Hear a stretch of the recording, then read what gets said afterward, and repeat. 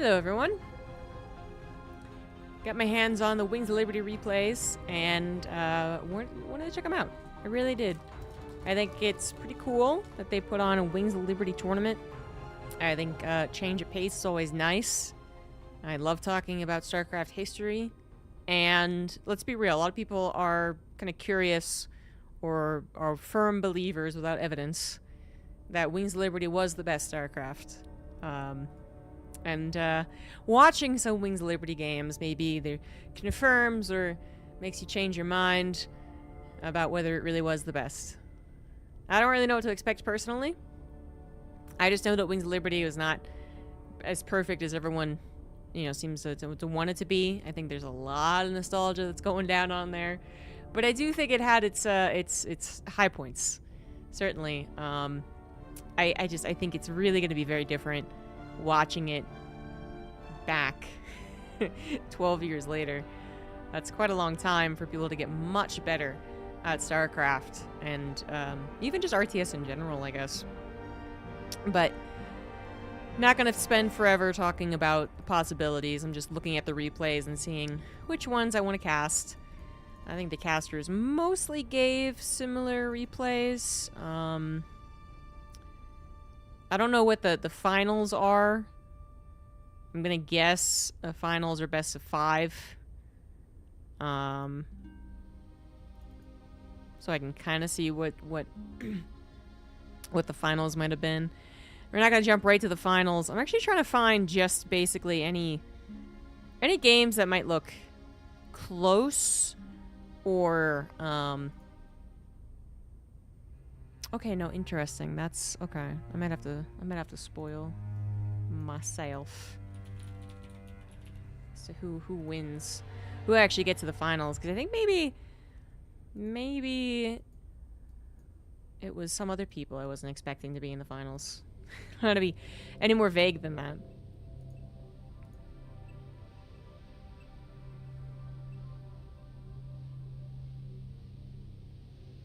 Okay, now I understand. All right, best of 5 semifinals as well. Okay, that makes sense. That makes more sense. Okay, with that in mind, let's go ahead and cast Mixu versus Geralt. So, I'll definitely try and get a Terran into the mix, but I'm also seeing a lack of Terran signups. So,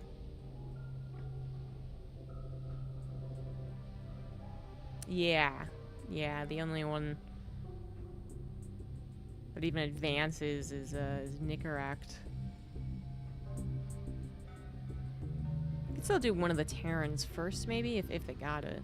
Let's see.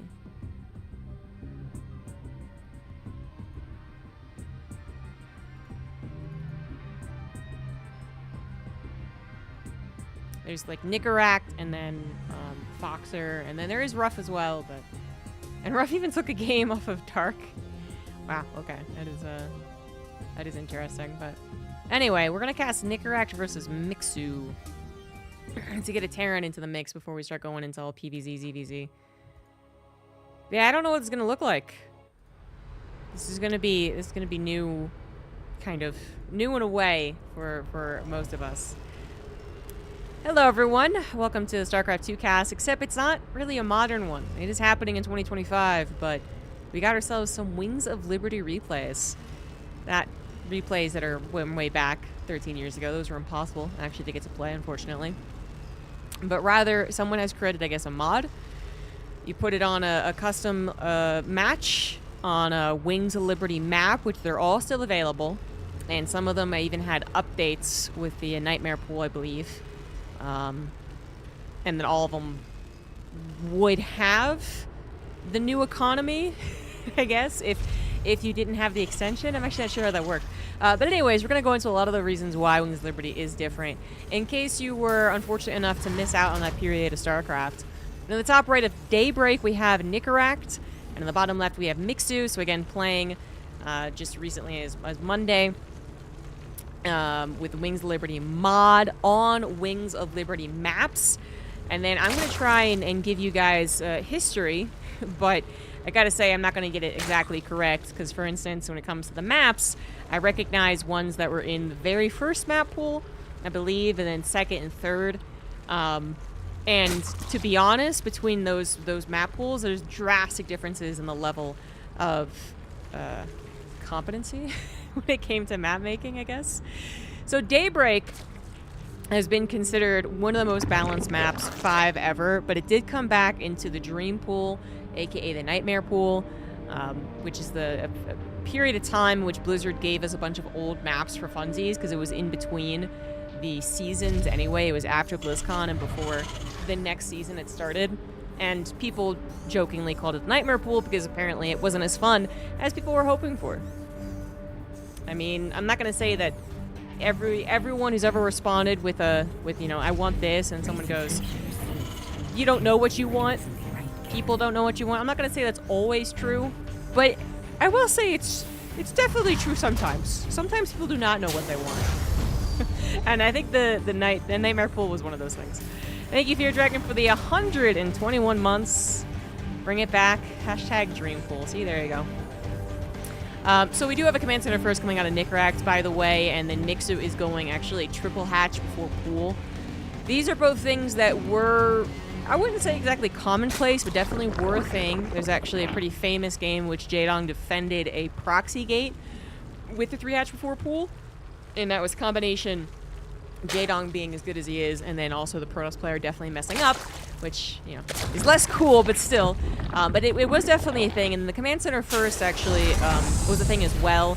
I wouldn't say it was really the most popular thing to do, as far as I can recall, but in the professional side of things, you definitely had quite a few people doing it.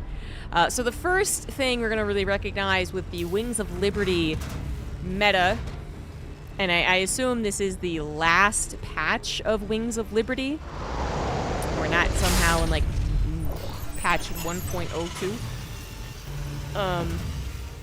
Yeah, this is patch 2.0.5, which came out in 2013, so that this must have been the last patch of Wings of Liberty before Heart of the Swarm came out.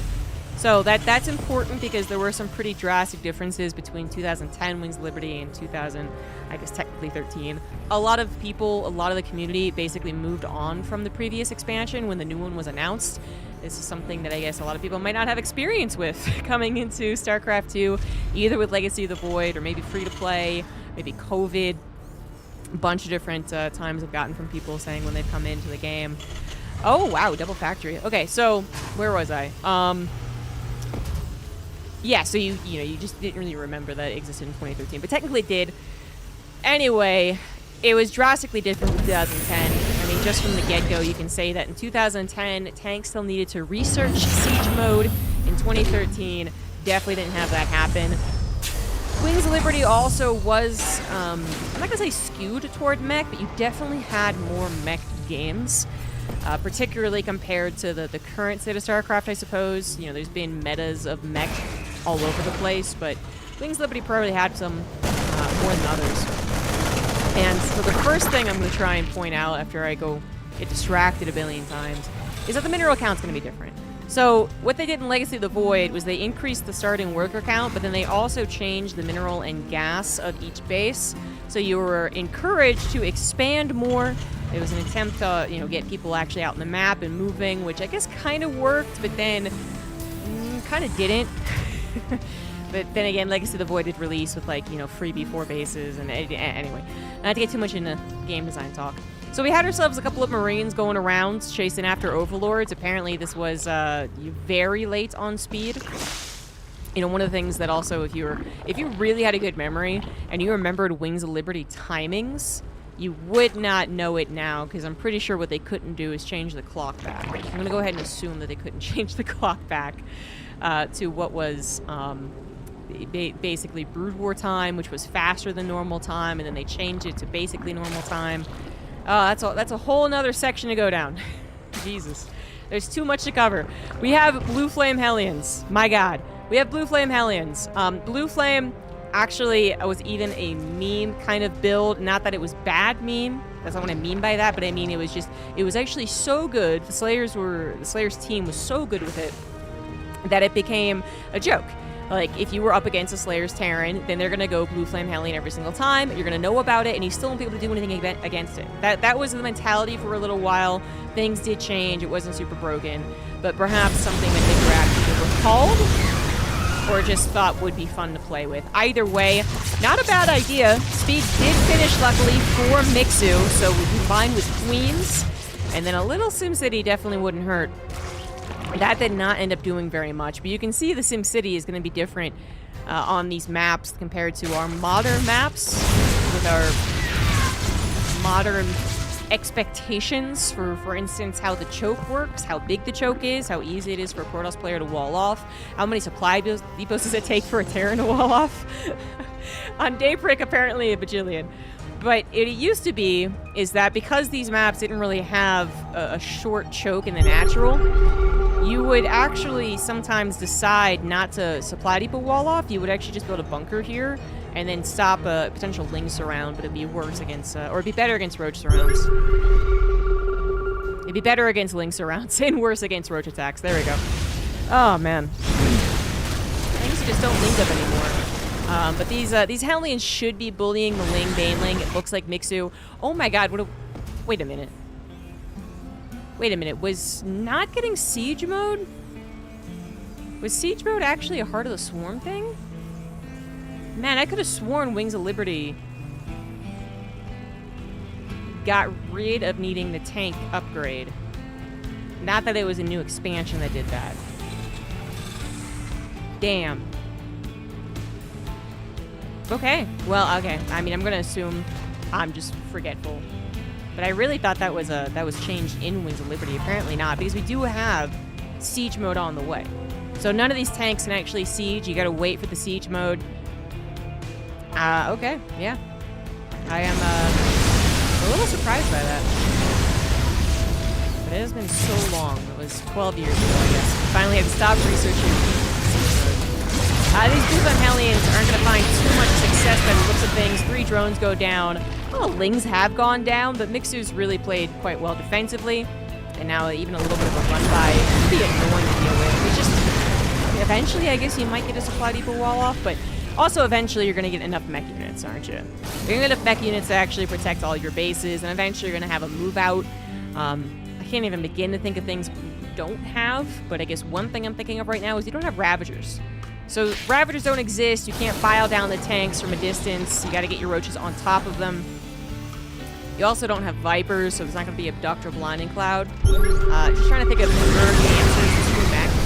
And the Zerg answer to mech back in the day was the answer to everything, which was Broodblood Infestor. Which should plague any of these games, actually. But with the caveat that people are better at what they know, basically, now about StarCraft, so theoretically, Broodblood Infestor is not broken. I mean, I know I sound doubtful, and it's because I am. I feel like what we're going to see is basically Broodblood Infestor would eventually dominate once again if we're given the same maps and the same meta, the same adjustments to the game. It would just require people to relearn how to abuse Broodblood Infestor. Thank you. So I think we'd eventually see Broodblood Infestor become dominant.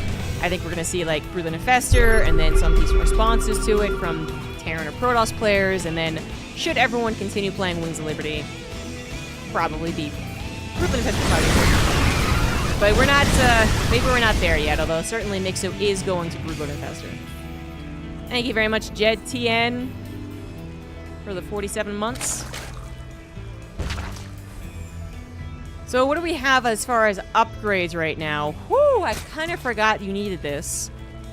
Ventral Sax is being researched alongside Pneumatized Carapace, so you got your speed, and you're going to have every single Overlord available to drop. They changed it to single Overlord evolutions in Legacy of the Void. It's some pretty bullshit timing, by the way, but anyway. So right now you have Ling Roach doing what it can. Banelings aren't that effective, but they will clear out Hellbat, so it can be incorporated. We're having a real passive game right now because we have a mech player who's not going for any particular timing, any particular cheese, any particular gotcha move. It really is just trying to take up the 4 bases. So when you're on 4 bases in Wings of Liberty, that's going to last you a decent amount of time. Again, I can't really compute the time difference because I'm thinking in Wings of Liberty, you could easily be on 4 bases for 30 minutes, but then maybe that's only 22 or something in real time. I don't know. Infestors do get caught. They just were on a bad rally by the looks of things, so that's kind of on them. Don't know exactly what they were planning on doing, but clearly a mistake. The Infestors do have that instant rooted fungal. It's not going to look as overpowered versus mech though, but it is going to be very useful eventually, because we are eventually going to get Broodlords. The Mixu didn't actually skyrocket to Broodlords. This could have been done, I think, a little bit faster, but if he can actually get to Broodlords, Nicara would be in a lot of trouble. Now, maybe he doesn't actually need it. Ling from the backside was a wonderful maneuver. Tanks are distracted. Now the tank's just not enough. As the Roaches and Lings come up on top of them, accompanied by the Queens. You can transfuse off of creep in this iteration. Better than nothing, but that was actually just a really good break. I mean, it didn't look like Nicara was quite maxed out, which, you know, you do push around 180, but then leaving units at home as well, perhaps. I mean, honestly, a couple more tanks, and then if he had notice of that backside Ling surround attempt, I mean, that still could have been a very scary position. But that wasn't necessarily the best push. It was a good defense by Mixu, and now Mixu basically has the time to get to Broodlords. And if Nicara isn't expecting Broodlords in a Wings of Liberty tournament, then I don't know what to tell the guy. I mean, maybe he thought there'd be like a gentleman's agreement. He's like, no Broodlords, right, man? Like, that wasn't cool when you guys did that. Mixu's like, I don't know, but they're definitely on the way. And, here's a couple of reasons, aside from, like, minute details, I guess, as a how-to should have killed and canceled.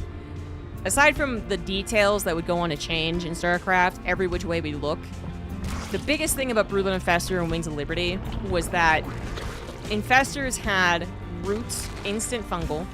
They just appeared. They didn't have a little projectile, not that that, you know, helps you move that much, but it does a little bit, and then you can't move at all once you're fungal. That's going to help with an Infestor. But then Infested Terrans, which I don't think we've seen any yet. But we will probably see Infested Terrans pop out. You can get a lot of them, I assume, but I actually don't know if the upgrades for them are still intact. Basically, there was a bug that existed forever without anyone noticing that the Infested Terrans would get benefits from attack and defense and then ignore armor, I think, as well. Already 1 was a bug, but the ignore armor was a bug. The upgrades on Infested Terrans, just, you know, everyone agreed at some point, like that. But we're not at that point. And we apparently had a big Overlord drop while I was thinking about Broodlord Infestor. Now, that was handled rather okay by the looks of things. The problem is that Nicara, still down in supply, has been broken on the front lines, had not already prepared for the Broodlords either.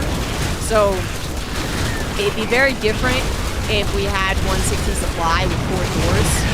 Because then maybe we actually defend that 4th planetary, perhaps, while still dealing simultaneously with some Lin drops in the main. And Mixu really bringing out some cool tactics with the insistent drops. But the Broodlord Infestor also would have been a fine option as a late game plan here. And then as the Broodlord Infestor terrorizes a Terran player who did not prepare for them, we do have shit, what was I gonna say? So you don't have a Terran that's prepared for Broodlord Infestor, right? You can also just start transitioning, which is on the plan here. Mixu is planning to potentially swap out of Broodlords and into Ultras, but Broodlords might be fine. Yep, I mean, it started with the drop, to be fair. To be fair, it started with a drop. But to be a little more, less than fair, Broodlord Infestor eventually would have killed the guy. Yeah, that's unfortunately not an option. Just the speed game sounds lower. I'm not gonna get much louder, but it's weird. It's not showing up as very loud on my. After I changed it, I put it down by like 30 decibels.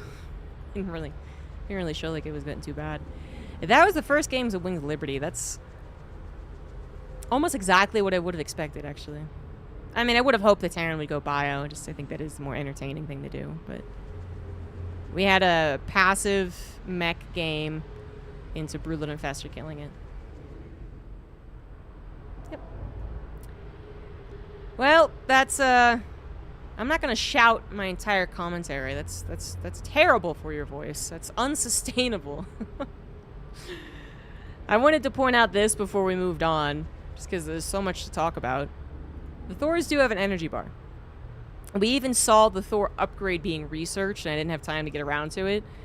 High impact payload or something like that. I forget the name of the upgrade.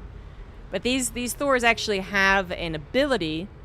They will channel your inner Artosis. Artosis screams once every 40 minutes after he loses a TVP he was losing for 15. That's not the same. That is not the same. I can guarantee you Artosis does not shout in his entire commentary. But yeah, unfortunately, that upgrade never really felt that impactful. I don't really remember the upgrade. Well, I guess if you had this from where he went Mass Thor and he did the ability, it was a good amount of damage. It hardly ever seemed like it was really worth it to use, or that it was ever really a really great place to use it. It's a ground thing, I want to say, so it doesn't help you against Brood and Fester. Yeah, and you can get feedback, but not that that's really the biggest deal, since we don't usually get Thors versus Protoss. Anyway, let's go into the other game, because yeah, that was so much to go over. Jeez.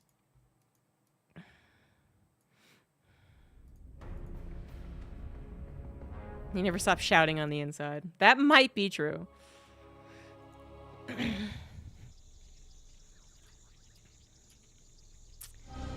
So game number 2 between these guys. It's a best of 3, and the second game is going to be on Ohana. What does Ohana mean, guys? No one's typing fast enough. It means family. It means family, apparently. According to Stitch, Lilo and Stitch, it means family. It also means that it's been around for fucking ever. Ohana was one of the maps, so back in the day, we didn't really get maps all that frequently updated, but you did have different maps and different map types, slight changes and tweaks to them across the board in the tournaments. So that was kind of, I guess, why it was okay. But you had Daybreak in the map pool, I want to say, for 2 years. I feel like you might be like, is that an exaggeration? I'm like, I'm not sure it is. I think it might have been in the map pool for that long. And Ohana felt like another one of those, where just in the map pool for so long. Doesn't help that this is also, I guess, maps that were then featured as part of Broodlet Infestor, and those games did typically go longer because you were getting to the Supreme late game. The other guy was trying to kill you before you got to the Supreme late game, to be fair, but oftentimes it didn't work because fungals are really good. That's why. That's why it was. The other type of game you might see in ZVT, particularly like when the Terran actually goes bio, is you might see mass muta, like good old-fashioned Ling, Baneling muta, which is still one of the most fun ways to play and watch Zerg, but it's not as viable. But the reason why that still wasn't really fair back in the day was because, and I remember this so vividly on Ohana as well, I changed Terran when Brood Infestor was getting on the rise. Terrible timing. But I remember, so basically what you would do is on Ohana, you expand here. It's got more of a choke kind of used to, but it's really far out, but then also has like a backstab area, which I think was used a decent amount of times, actually. Anyway, you'd expand, you'd be like, I'm good, you get the 3rd base, I'm good, but the timer would start. The timer would start. So if you weren't 2 base all-inning, if you were actually playing 3cc, then you were on the timer. And so you might do some type of push that would hit before Brood and Infestor, that maybe isn't that much of a problem, but again, fungals would buy a lot of time. So even if you weren't facing the ultimate endgame composition, if they had fungals available, fungals plus baneling's pretty good. But then they might not go Brood Infestor. You do have to check on them. So you would have to scan and say like, oh, you're not going right to Infestation, but you're not going right to the hive. You gotta aspire. And then Mutaling Baneling wasn't oppressive. It wasn't overpowered. The problem was that it was a part of Brood Infestor. The whole Zerg thing was still a thing, because they can tech swap things to the way Larva works. Blah, blah, blah, blah, blah, blah, blah. And that means even though you could deal with Ling Baneling Muta, and maybe you even get the push that kills them before they were able to transition to Brood Infestor, it was still a fucking hard time. And mutas were, I mean, I'm not going to say oppressive as in overpowered, but they were oppressive as in that's their role. They keep you back at home to force potential base trades. and to keep you distracted, so that a nice, sneaky little infestor would come up and fungal all your units. Boom. So that was the two options. That was the, unless the Terran was doing something to interrupt the Zerg was usually passive and trying to get to one of these late game scenarios, and the Terrans and the Protoss were both not as well equipped to deal with it. It was bad. It was broken. Ahana was definitely in Wings of Liberty, but Ahana might have also been in Heart of the Swarm. I don't really remember. But Ahana was definitely in Wings of Liberty. I remember playing so many games with Superblue Infestor on Ahana. I also remember going back to Zerg for a couple of games, just because I was like, I felt Zerg was my weakest, and that's still true to this day, so I wanted to get in their head a little. And I remember I played some Protoss player in Masters, and he was like, I'm going to Immortal Sentry you. And I was like, please don't. And he was like, yeah, I'm telling you because you can't stop it. Because that was the other thing that was part of Wings of Liberty at the time, was that you had the classic PvZ's 50% win record. It's totally balanced. It's balanced because either Immortal Sentry worked or Proven Infection was gotten to. Like, that was the game. It sucked. But I remember so many games of Immortal Sentry all in. Sometimes the Zerg would try and, like, mass-produce spine crawlers on the high ground here and only stay on 2 base. But that would create further problems, honestly. Plus, Parting would still find a way to break through, like, a billion spines and use this and whatever. Yeah. So it definitely is part of Wings of Liberty. Scrap Station is in the map pool, guys. I don't think we're going to get it, though. I think if you are going to veto a map of this map pool, Scrap Station would be one of them. Because Scrap Station is one of the OG maps, a.k.a. the bad ones. One of the bad ones. Oh, we haven't really talked much about the build so far. We did have a command center. I did not check for those. No. The Marines that run out that were successful in killing a couple of Overlords in the last game. Met an unfortunate fate over at that third. Thought they had found an opportunity, but instead only 5 Lings went down in exchange for 7 Marines. Not ideal. You might have noticed Hellions being a staple part. In the last game, we had Blue Flame Hellions, but actually Hellions have literally been the staple with Terran openers since 2011. 2010 and early 2011 might have had some different openers, and maybe more often different openers than today. But Hellions quickly became the bread and butter of Terran versus Zerg, so this is very much normal. Banshees as well. This is basically unchanged. I want to say. Banshees don't get Hyperflight rotors. This is the only difference. Maybe there were some tweaks to them that I would not remember across 14 years. I don't know, but Banshee's definitely normal to see that. If you're a Terran player that has been playing since 2011, you actually haven't had to change very much for Zerg, to be honest. Which is, some people it's a good thing, some people it's a bad thing. So a lot of Hellions. Nicara might be going into mech once again. Now, I said, Wings of Liberty had more mech games, and I think that is true. I don't really remember, this is kind of hazy, but it might have been a little more mech leaning in general as a response to Wings of Liberty. MVP was a mech master and was really showing what mech could do and how it maybe could beat Wings Broodwood Infestor in the late game. So I maybe mech was kind of becoming maybe more popular. Maybe? Or maybe Nicara just likes mech. I can't. But it's good that Mixu is on top of this desire to go mech, because we do need roaches, and the roaches weren't there. But we also needed spore crawlers. Under attack. Mixu, not checking for that starport. We didn't have it last time, so kind of forgot about it, I guess. Now misclicks on his own hatchery that's been weakened earlier. Poke is more expensive back then. Was it 150, and now it's 150, 100, or what was it? This is a lot of dead drones. This is 14 dead drones. This is an excellent opener. Lair hasn't even started. Jesus. All right, that seems late, even as I try to compute it back to Liberty time. I don't remember.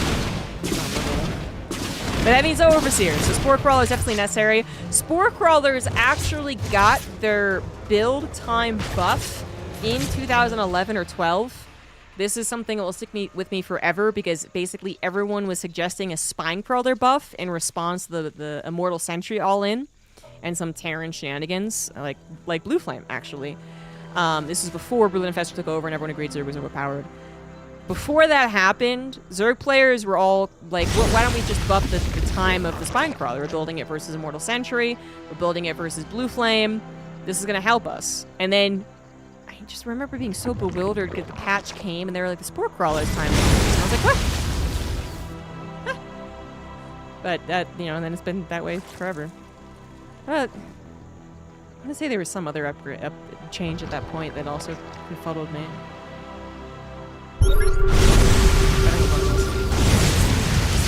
Don't remember what it was.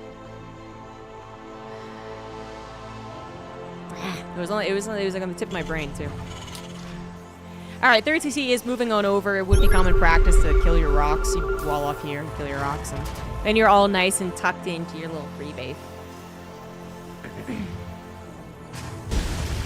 As you can see on Ohana, there's really not that many bases. But again, with the old amount of minerals and gas, you could be on a base longer than in Legacy of the Void. So some people might be like, oh, so it's more like Brood War? Yes, but really the biggest difference between Brood War and StarCraft 2 is actually some real nerd shit, which I'm not going to be able to explain properly, but someone out there has written tons of essays about it. Basically, the way that the miners work, I had the word as well. Not that I'm using these. I'm not going to use any technical term correct because I'm not a stats nerd, but someone out there was a stats nerd. And basically, the way that they plotted how Brood War workers mine versus StarCraft 2 workers was the big difference, not how much they're mining from. So, just leave it at that. Then you can go and look into it more. This hatchery's a goner. Nicara, by the way, 22 Blue Flame Hellions. I think that's a lot. I think that is a lot. Might have been a bit late to his gases. Well, he did have to pull back, I guess, because the Ling run by. But also might have just been late adding on those tech labs. It's starting to bank a little bit, so that might be the problem. Not to just focus in on his negatives, but this you know, maybe if everything was really tight and really perfect on the build order and the macro, we could have an even stronger push that would really be scary. Right now, this is a push that A, is taking advantage of the lack of anti-air because we have 4 Banshees, and then B, was taking advantage of a not yet prepared Zerg. Like that hatchery was just ripe for the taking as the tanks rolled up unhindered onto the choke near the camp. But that usually, as a mech player, you would not be confidently out on the map prior to 180. Very, very careful. This many Hellions versus Roach is so normal. No, I am almost positive Nicara messed up his tech lab additions. Almost positive. I mean, I'm not going to say that Hellions aren't part of it. Hellions are free part of it, basically, but you definitely missed out on a couple of tanks. The Infestors are here, and the Infestors solve all your problems. Just throwing it out there. Thank you, Frog on you, Sycopate, for the 36 months. So, now this is still sub 150 supply for a mech player. We're talking about 5 tanks on the front line.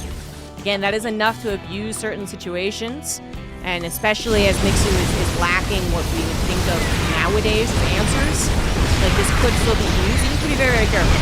And then usually you would also be macroing behind this, right? And then you would go ahead and rally up with the rest of the units in a very safe manner, and then you might have 180 to 200 supply on the front lines. And a Zerg player who's not prepared for that could be in a lot of trouble. But Nicara, not being able to spend his money quite as much. Now 160 is potentially going to be cut off. It's either going to be a cut-off attempt. Okay, it is a cut-off attempt. Or I was going to say a surround might be possible, too. Seems like he saw an opportunity. Those Banshees in the sky, though, really becoming a problem. 6 Banshees, but there's the fungal.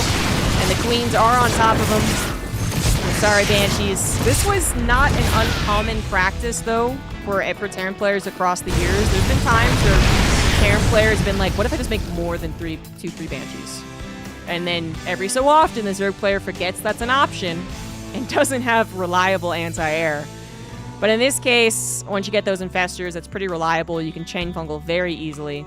And then when the Banshees got too close to the Queens and away from the tanks, that was a big loss. A tremendous loss of the firepower of Nicara, who had been starting to build up his tank count back at home.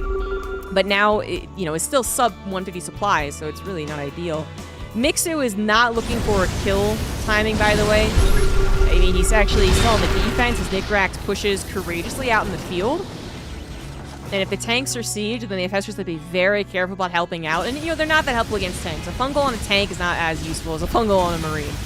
But the Hellions, if they are all depleted, a Ling Swell then becomes very effective. That's kind of what's scary about it.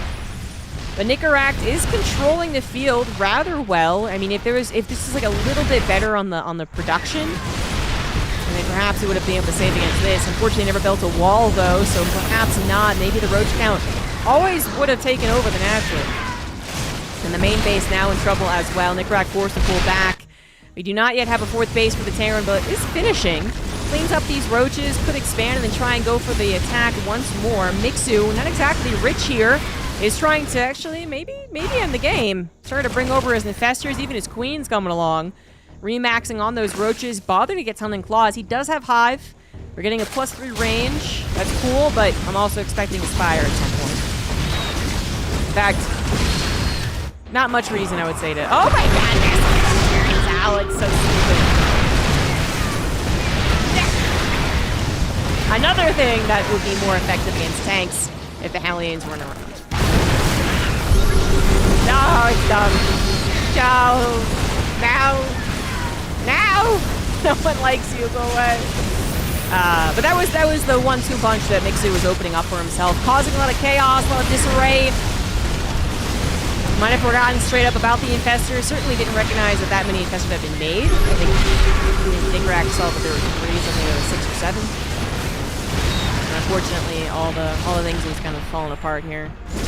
Mixu identifying an opportunity for the pseudo base raid, the possible base raid. Did have to give up this attempted base to go for that natural, but in terms of what happened, I would say it was effective. You know, it wasn't a literal base raid. No command centers died, although, yeah, no command centers died. 4th float over to the right side.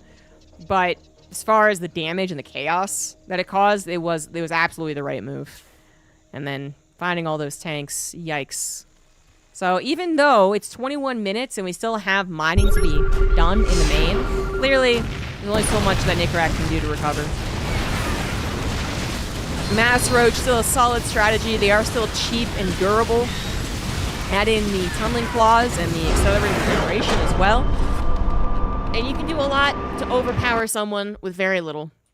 And that's what happened there. Mixu, 2-0. GG's.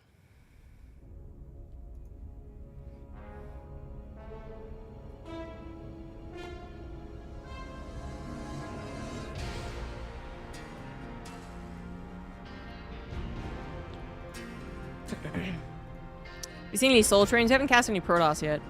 I think Brood Wars workers are stupid. I think running regular. Yeah, no, I mean, that's definitely a part of it. But you would, like, when I talk about people liking in the nerd shit, I mean, I tried to find it, actually, and I couldn't. It's gonna be sad. I gotta update my Google Foo.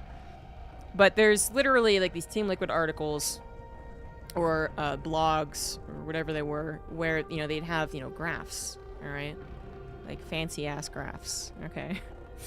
And they'd talk about how, man, there's a word that I just cannot think of in my brain right now. Not acceleration. I don't know why that keeps popping up. But basically, okay, so the difference is how the miners mine. And another thing is the difference of, in Brood War, the more workers you make, the better your mining is.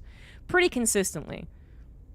In StarCraft 2, the more workers you make past that 16 out of 16 drops off heavily in efficiency. Like, by the 19th one, you're basically just, like, it's not worth it, or something like that, right? And someone else has the numbers and did all the math. But, yeah, so you would be able to get more mining if you were stuck on 2 base in Brood War, because you would still be building workers even if you hadn't been able to expand. And you would be able to create, like, different strategies around that, I would assume, as well. And then it would also be much easier to oversaturate and then saturate a new base once you're able to get it. But there's, like, a lot of data that people can No, exponential, I think, is what I'm trying to think of, actually. It's like Brood War is exponential, and it's like two different, like, economy. This is why I was like, this nerd shit. You go find out by yourself. The basic point I was trying to make, which is true, is that the workers mine differently. So that's why people are like, let's go back to Wings of Liberty or Heart of the Swarm. Mineral count and gas count, that's going to fix everything. It's not really true. Linear. That is actually the word that I was looking for, I think. But yeah, I think you guys know what article I'm talking. I can't find it, though.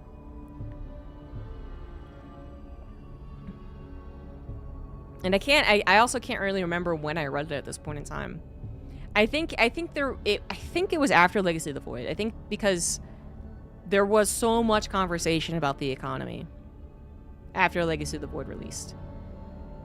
And I think that's when they probably already had done it for StarCraft 2 versus Brood War, but then they updated it for Legacy of the Void, I guess. So that's all I got. It probably released in 2016, 2017. I think it was an article, but it might have been a blog.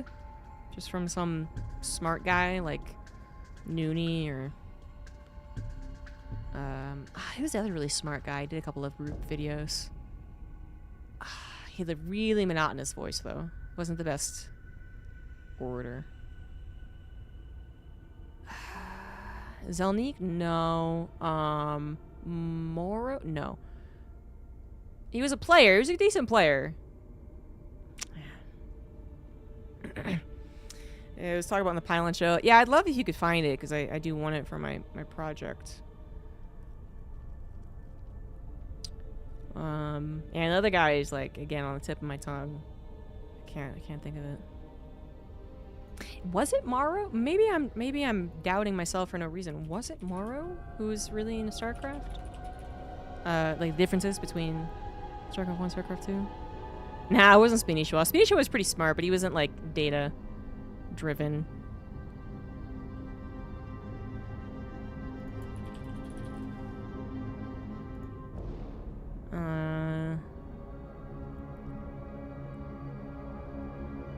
I don't know. The more I'm looking at it, the more I'm like, no, it wasn't Morrow. Nah.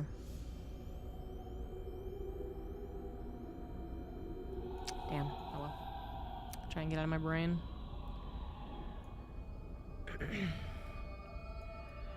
There were a lot of players who were smart intuitively. They would say, like, I'm pretty sure this is the better thing to do, and you would, you know, be like, nah. And then they'd do it, and you'd be like, oh my god, that was the right way to do it. Ah! But they wouldn't sit down and write a bunch of facts and write, you know, look into the technology and the programming and the numbers and shit. And I think Spinishiwa was more of the Intuit guy. Nope, not Anthrax, no. No, I think he actually was a Team Liquid player, which is also why I thought it was Morrow. Is Wikipedia article mine on minerals? That might be it, Moog.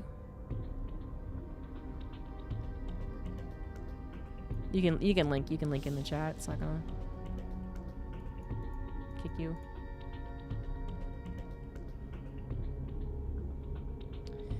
Let's look for another game here. Oh, let's cast a PvP. Yeah, let's do PvP. Let's see what's up with that matchup in this. Unfortunately, there were no TVTs, but TVT would have been one of the matchups that hasn't changed that much. The core is very much the same. That's the best way I could put it. Some King of the Beta tournament. You know, Moog, I would not be surprised if this is correct and it has references to the thread I'm talking about.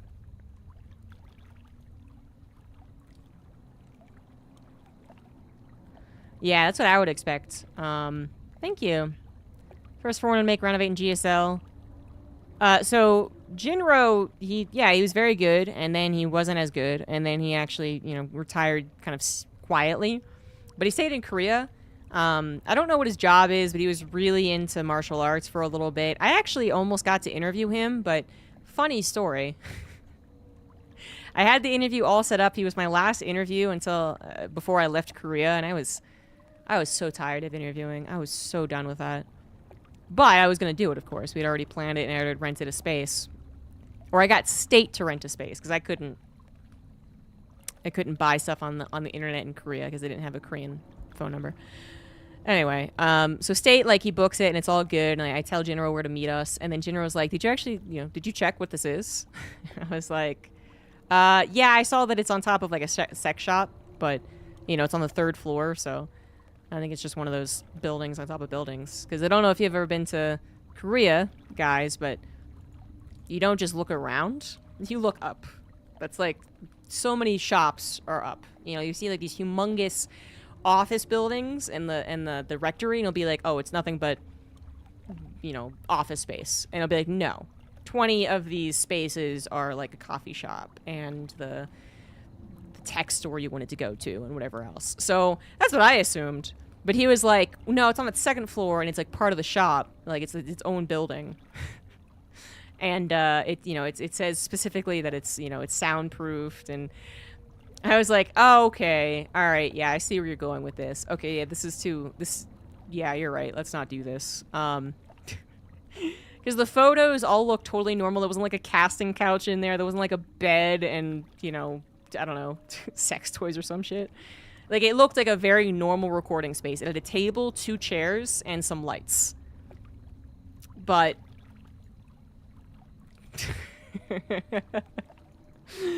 there was no couch. This is why I'm like, I really wouldn't have expected it. But once he was like, it's its own building, it's its own thing, and it's part of the downstairs, that's when I was like, oh, okay, never mind. He was really funny about it, though. It was very nice. And he would have done it some other time if I hadn't been leaving.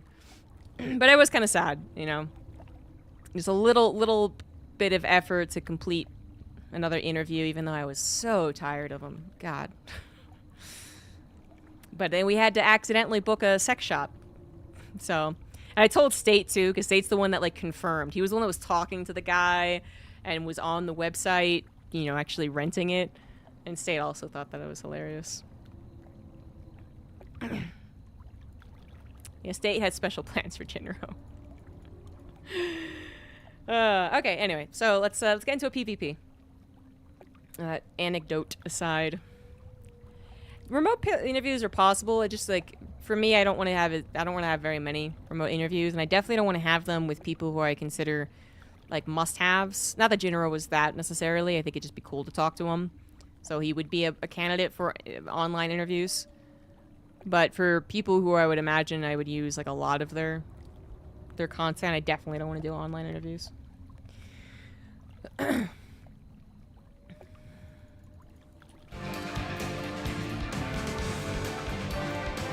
Is it just me, or did the music, like, suddenly appear?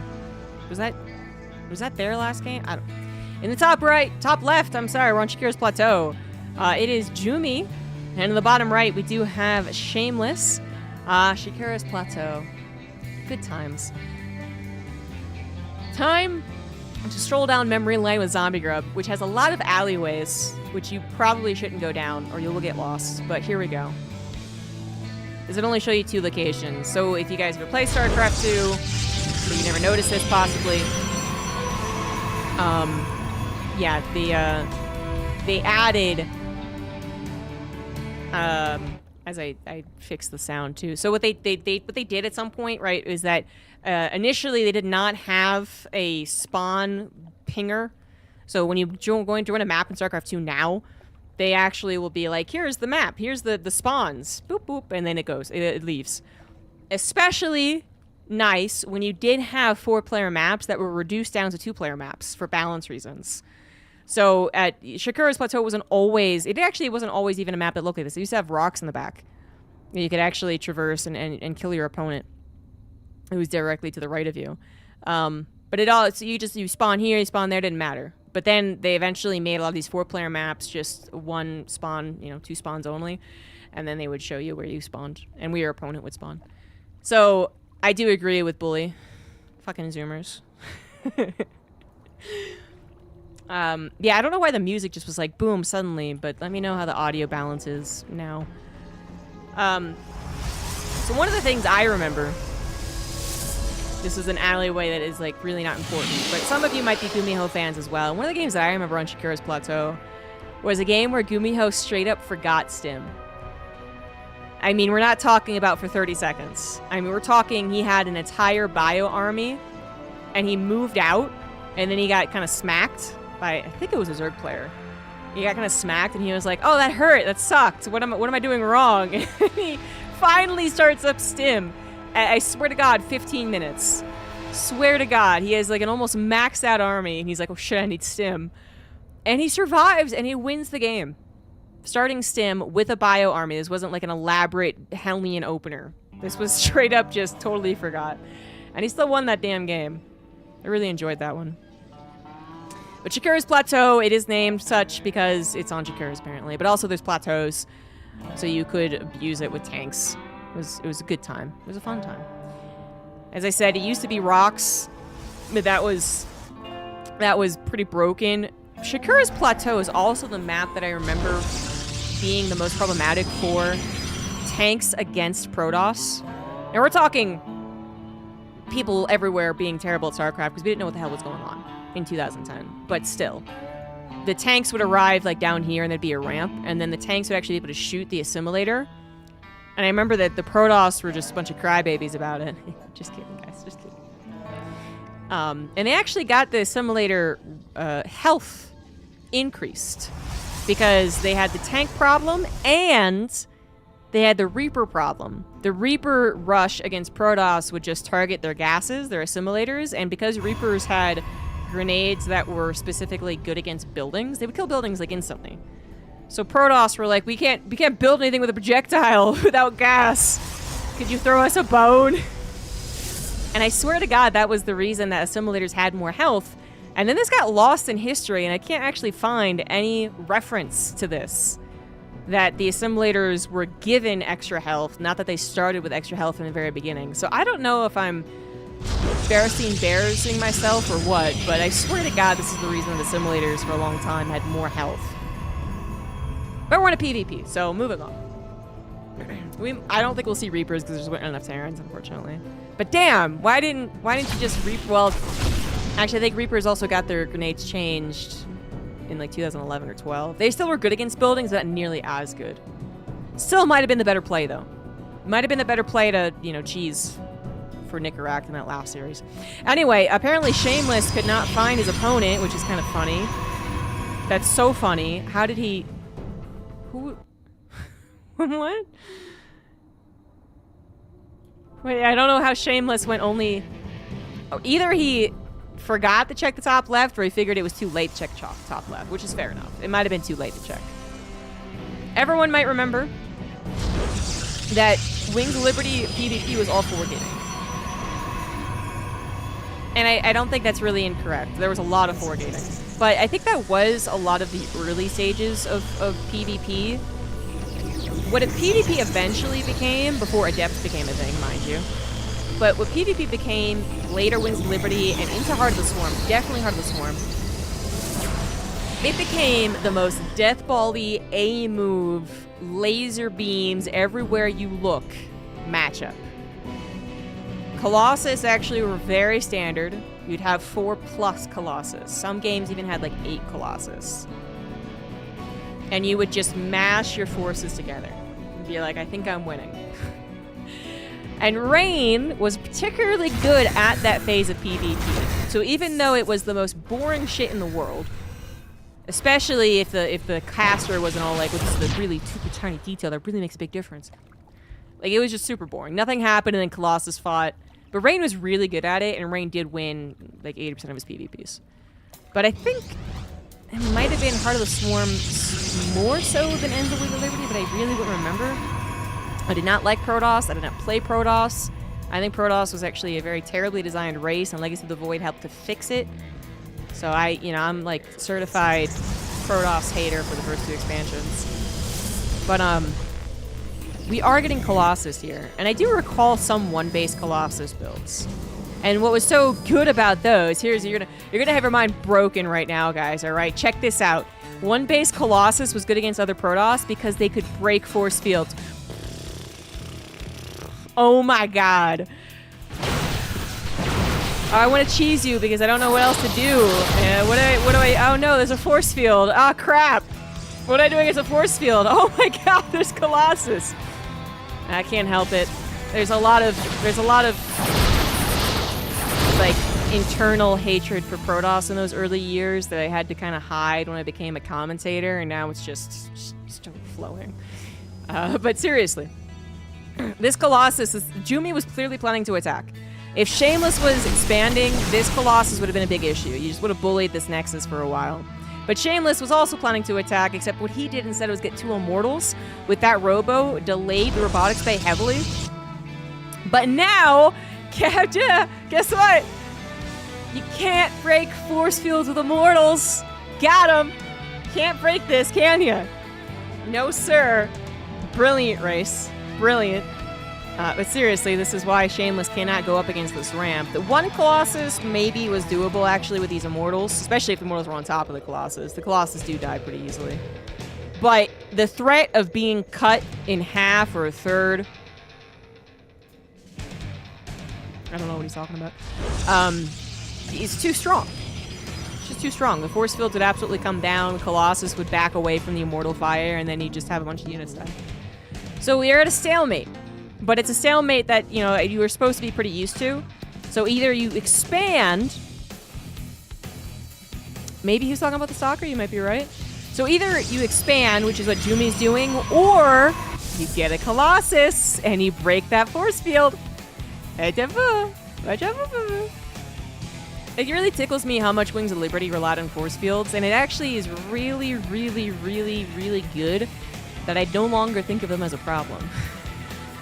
With the addition of the Ravager, and then in PvP, I don't really know why force fields. I mean, that'd be all over the place as far as like why exactly it changed in PvP. But I always thought Zergs had a bum deal when it came to this force field shit. And Ravagers came along, and it was like, oh, okay, we're good now.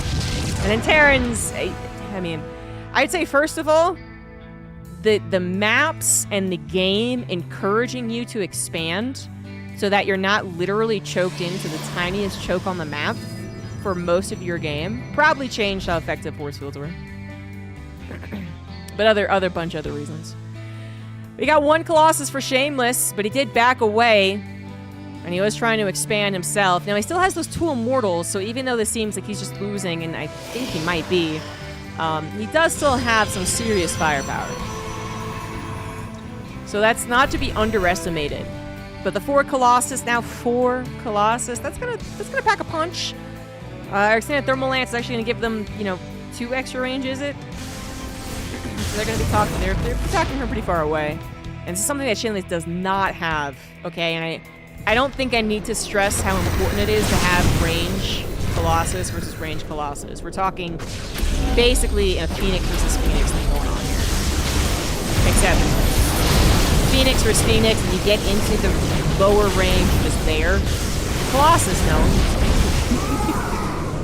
You're just gonna be outranged the entire time. And Shameless quickly recognizing this. Tried to run away, realized he couldn't really, then he couldn't fight, but he is in some trouble. Supply blocked as well. Although the last Colossus is still here. Yeah, they have to research hallucination. Guys. I forgot about that one, but you're right. Hallucination on the Sabin X core.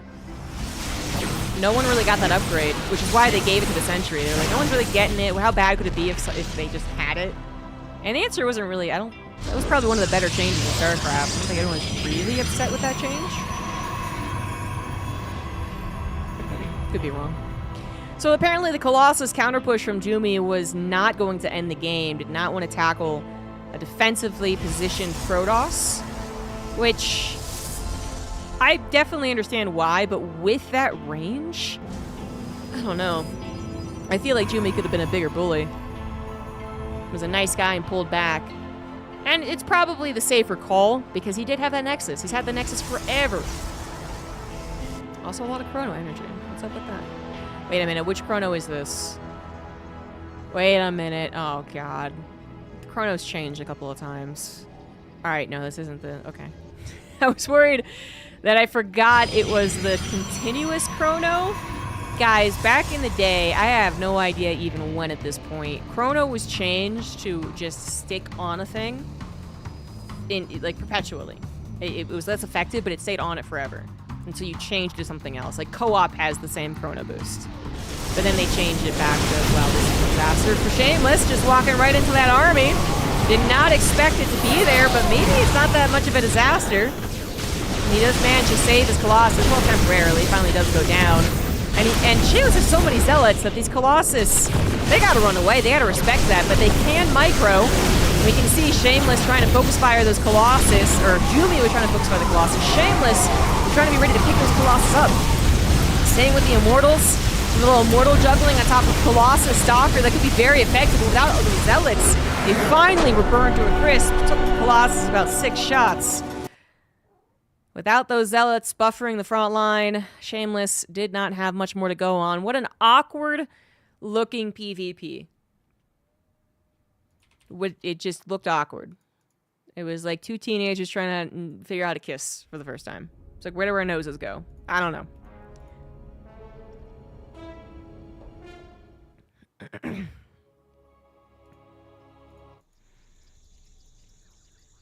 Rain was playing in 2012. Rain was a part of... specifically, you would have gotten his signature at MLG Columbus... Wait.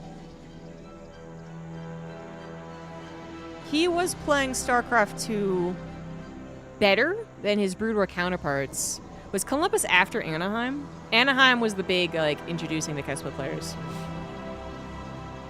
So...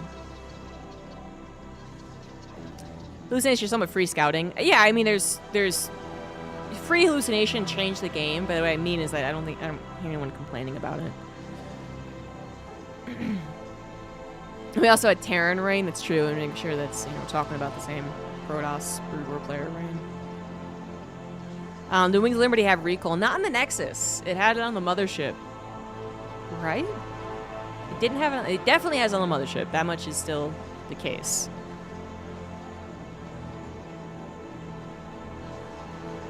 Did Nexus have recall? No, right? Recall was an addition when the Mothership was removed, wasn't it? So the Mothership core, got recall. And then the Mothership core was removed in favor of shield batteries. And then they also still needed positioning, so I think that's when the recall went on Nexus. Pretty sure. I'm not seeing it in the bottom right, but that could, you know, that we're in a kind of weird mod, so that could be incorrect, but I'm pretty sure it's literally just Chrono Boost.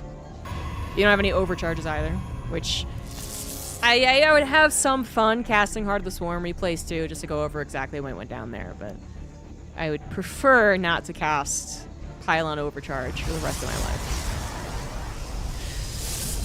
If that's possible. Oh my god, how am I completely... I'm blind. Alright, Jesus. We have Shameless in the bottom right, but also in the top left. Shameless, truly is Shameless. Proxying 2 gateways. Jumi, fortunately, found out about it, but perhaps a little bit too late. Yeah, I mean, it's better than not finding out until the Zealot appears, but this was pretty late finding out. Earlier, the better. The earlier it is, the faster you yourself can get a second gateway. But then that's pretty much all you're doing, and then using probes to micro, because really what would happen is this guy would have faster production, almost guaranteed no matter what, because he's building 2 gateways and you're not. But then you would have some kind of defender's advantage with SimCity, probe pools, and then you defended long enough, you would eventually get to a Stalker, and Stalker outranges everything, right? But you would absolutely need probe micro. We don't have shield batteries, we don't have mothership cores, we don't have overcharge on the pylon. This is literally it. And in that way, it actually kind of makes it kind of neat, but you can see that this is going to be really tough for Jumi, who just literally coming in here 2 versus 3. Now 2 versus 4. His probes are battling his opponent's probes more than they were trying to really help with the Zealots, and this is probably game over.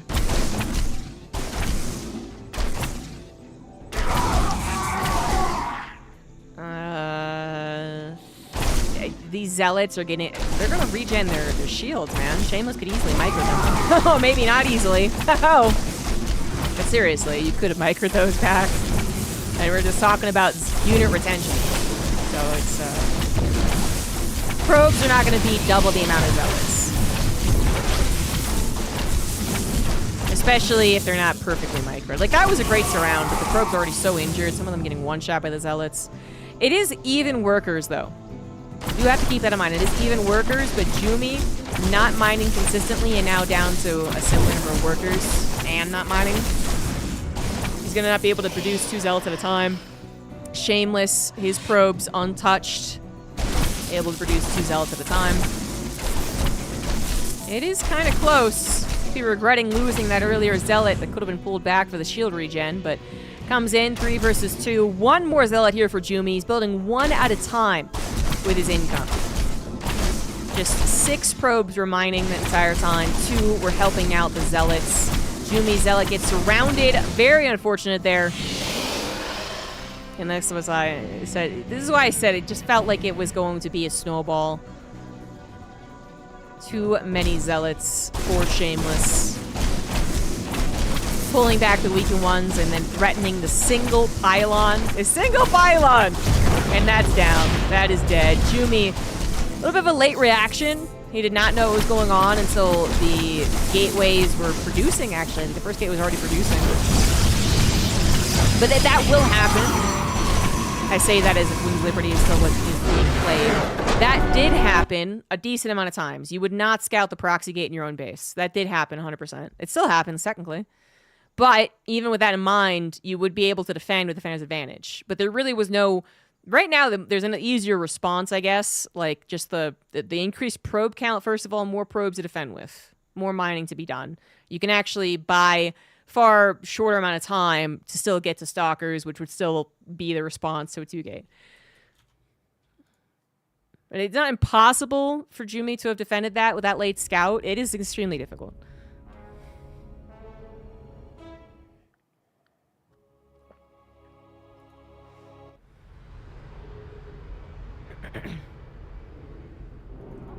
Dimitri is here. There you go. So now it's tied up 1-1. On the bottom left, we have Jumi. And on the top right, we have Shameless. Low ground pylon warping on high ground. That's right, yes. Which we didn't get to see in that game, but is a thing. There's so many changes that we're not even thinking of, though. Which is really what's hard to keep track of. There's some big, obvious things. But then there's, for instance, Warp Gate tech research time did change multiple times throughout the years. It's had, I think, at least 2 changes. The Stalker gateway time to produce has changed literally like 6 months ago.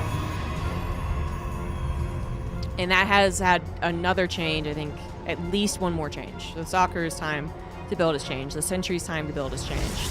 The Assimilator health has changed.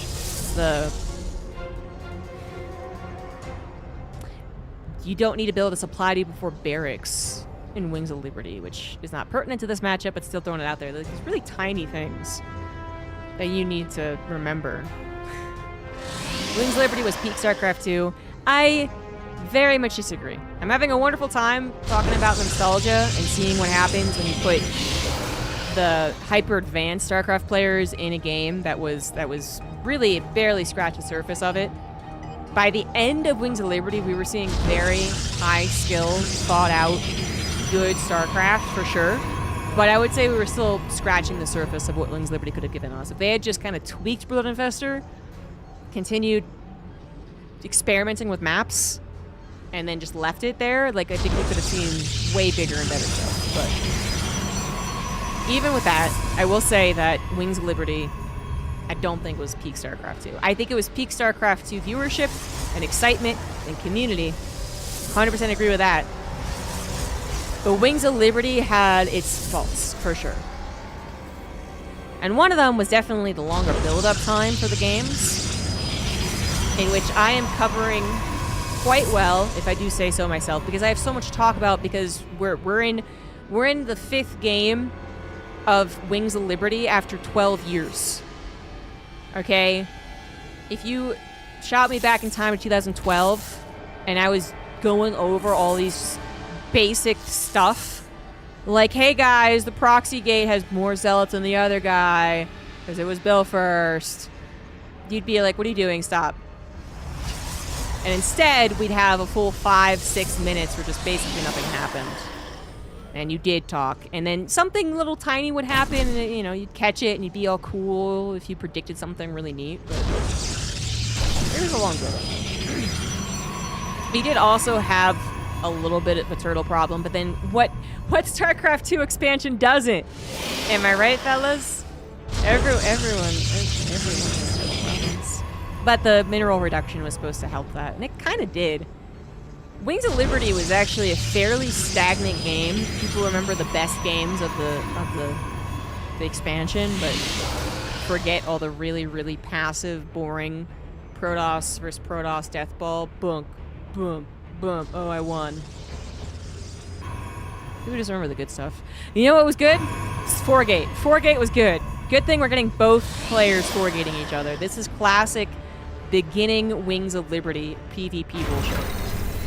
The only thing that's missing is a pylon in base somewhere. Come on. Where is it? Come on. There's no vents you can hide it behind on Daybreak, but still, that would have really been the true Wings of Liberty experience. We do have a proxy pylon coming down for Jumi, but here's another thing that was a brilliant change. The most important change, perhaps, for Protoss, in my humble opinion, which is the proxy time. The proxy pylon in Legacy of the Void does not build things as quickly as a at-home pylon. They were like, wow, people just proxy and it comes in. Look how fucking quick that was. Did you see that? No, you didn't. You blinked and you missed it. And they were like, huh, I wonder if, like, not having defense advantage is maybe, like, a bad thing in this game. Maybe, like, we should at least make them warp in slower in case the pylon is right up the guy's ass.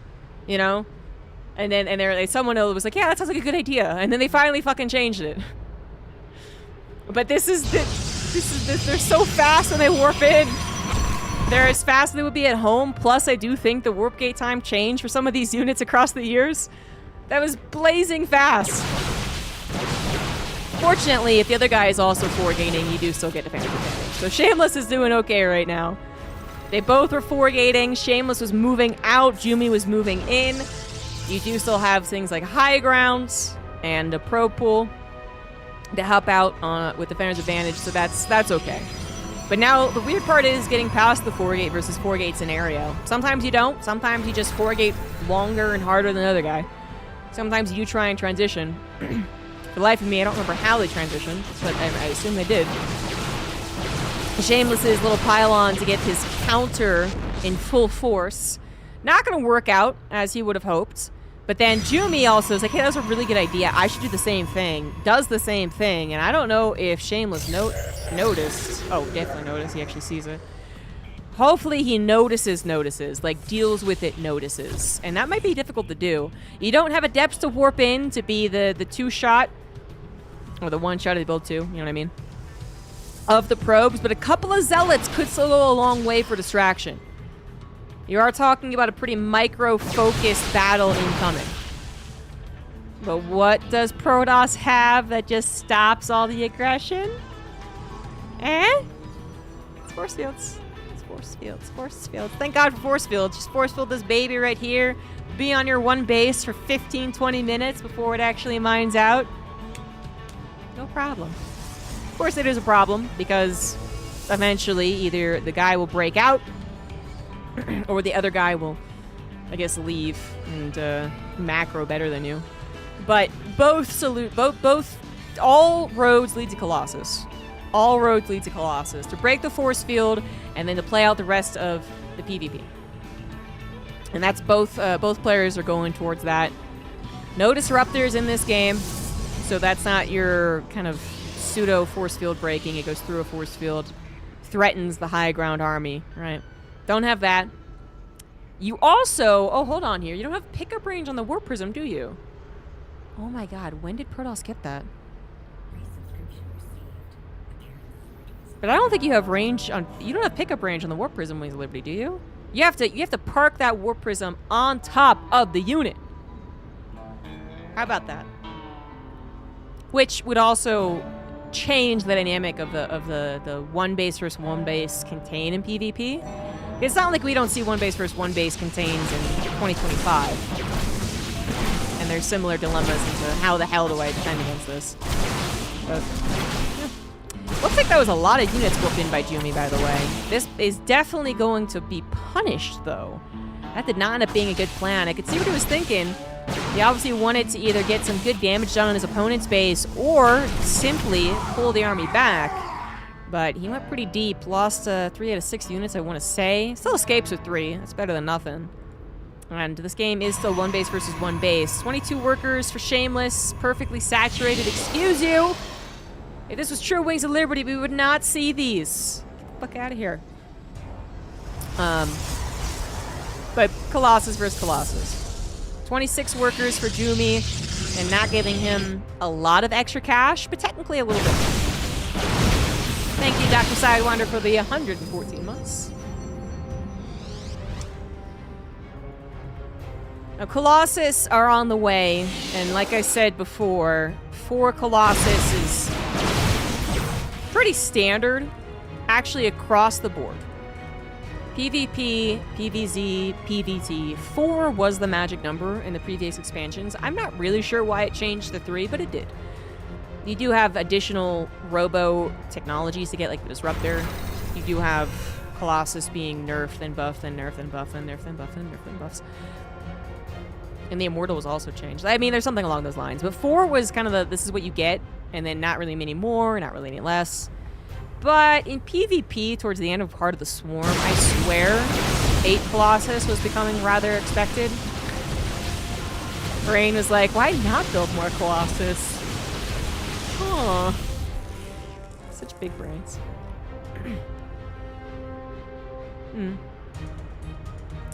You think the Ravager is frustrating? I've definitely heard the Widowmine's frustrating and the Disruptor is frustrating, but I didn't really think of the Ravager being frustrating. The Ravager was initially too good, partially because it was misunderstood, but I never really was frustrated by Ravagers. I'm not frustrated by most things in StarCraft, I guess, like in that particular type of way, but I can understand why people don't like Widowmines and Disruptors.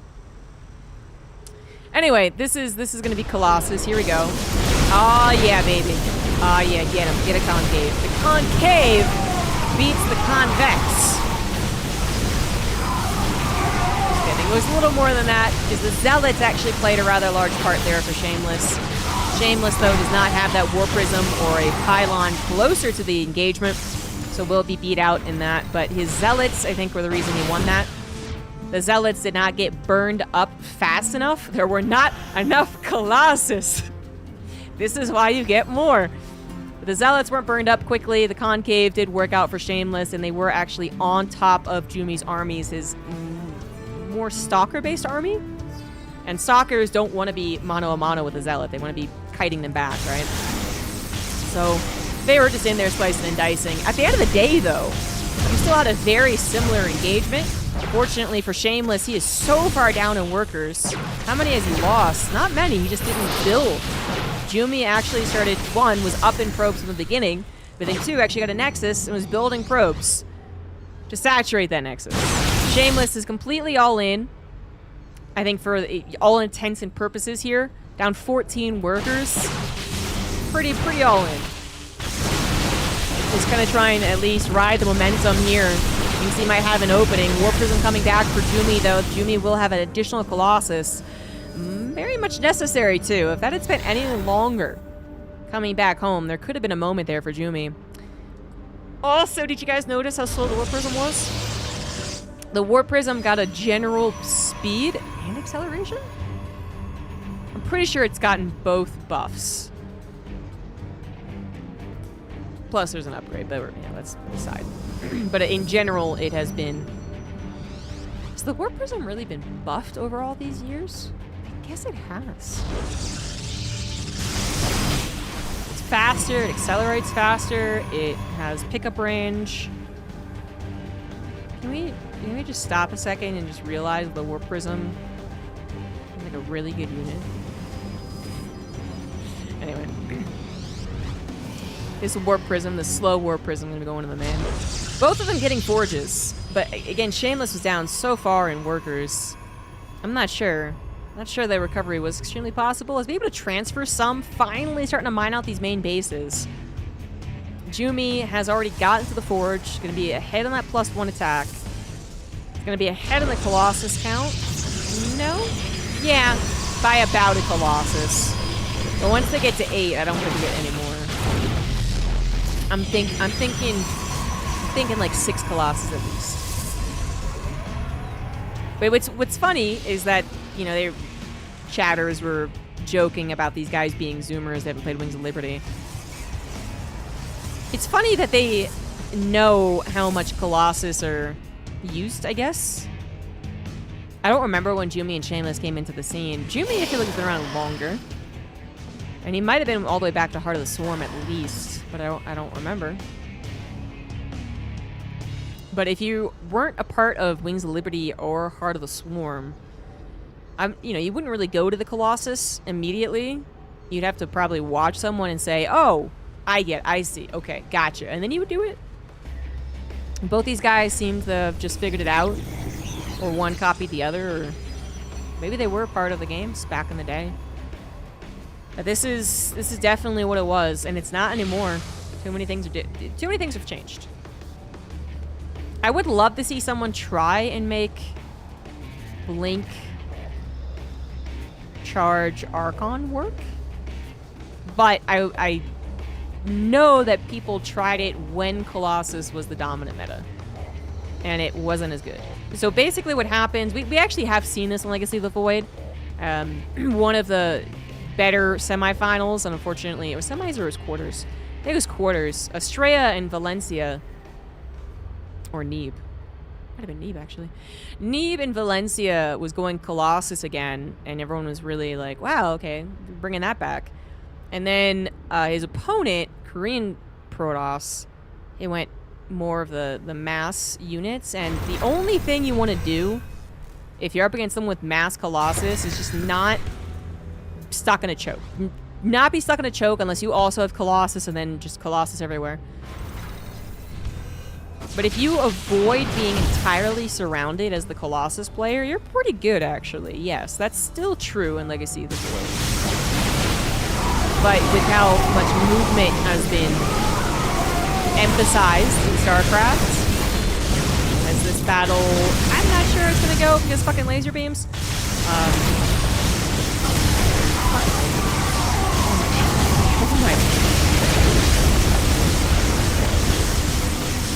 You might not like it, but this is peak StarCraft.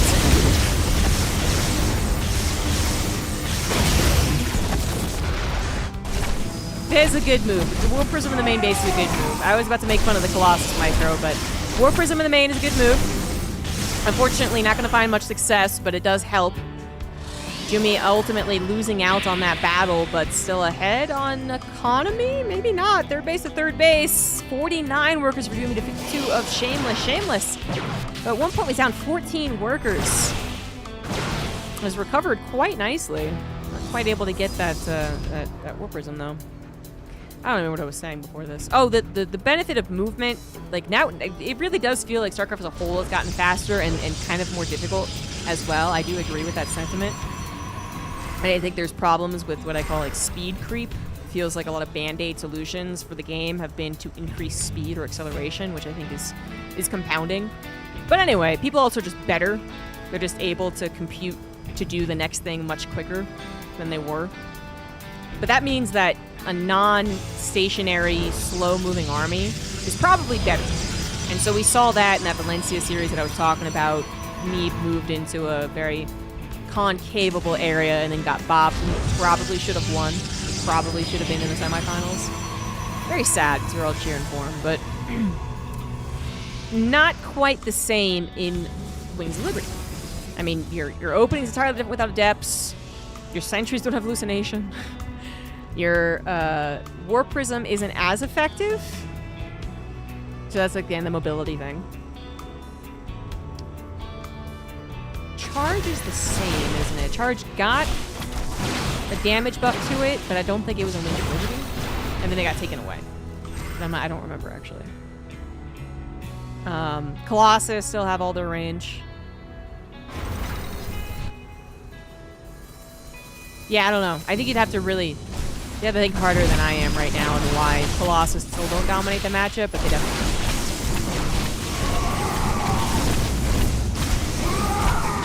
And Blink finally takes down the War Prism. Since you are going for more You're going for more Colossus than anything else, I guess.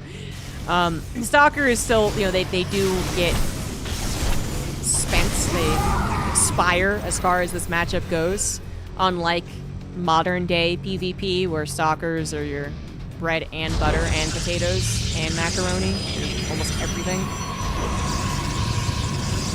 So they weren't that. It is a funny conundrum when you just don't have that many Stalkers in a game like this. You can barely not kill the War Prism. It does finally go down. Probably worth reinvesting.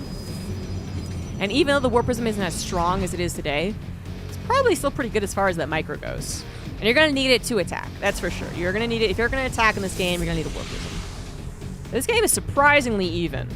Their actual battles have resulted in an almost equal supply every time. Even though the workers had been different for so long, that also got equalized at minute 15, 20, whatever the hell it was.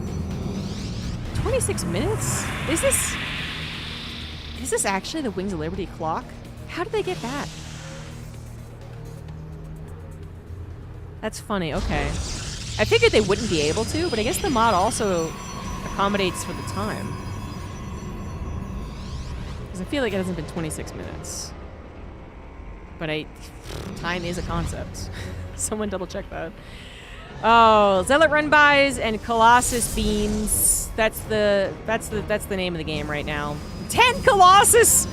Oh my god, I don't think you need 10. Oh my god.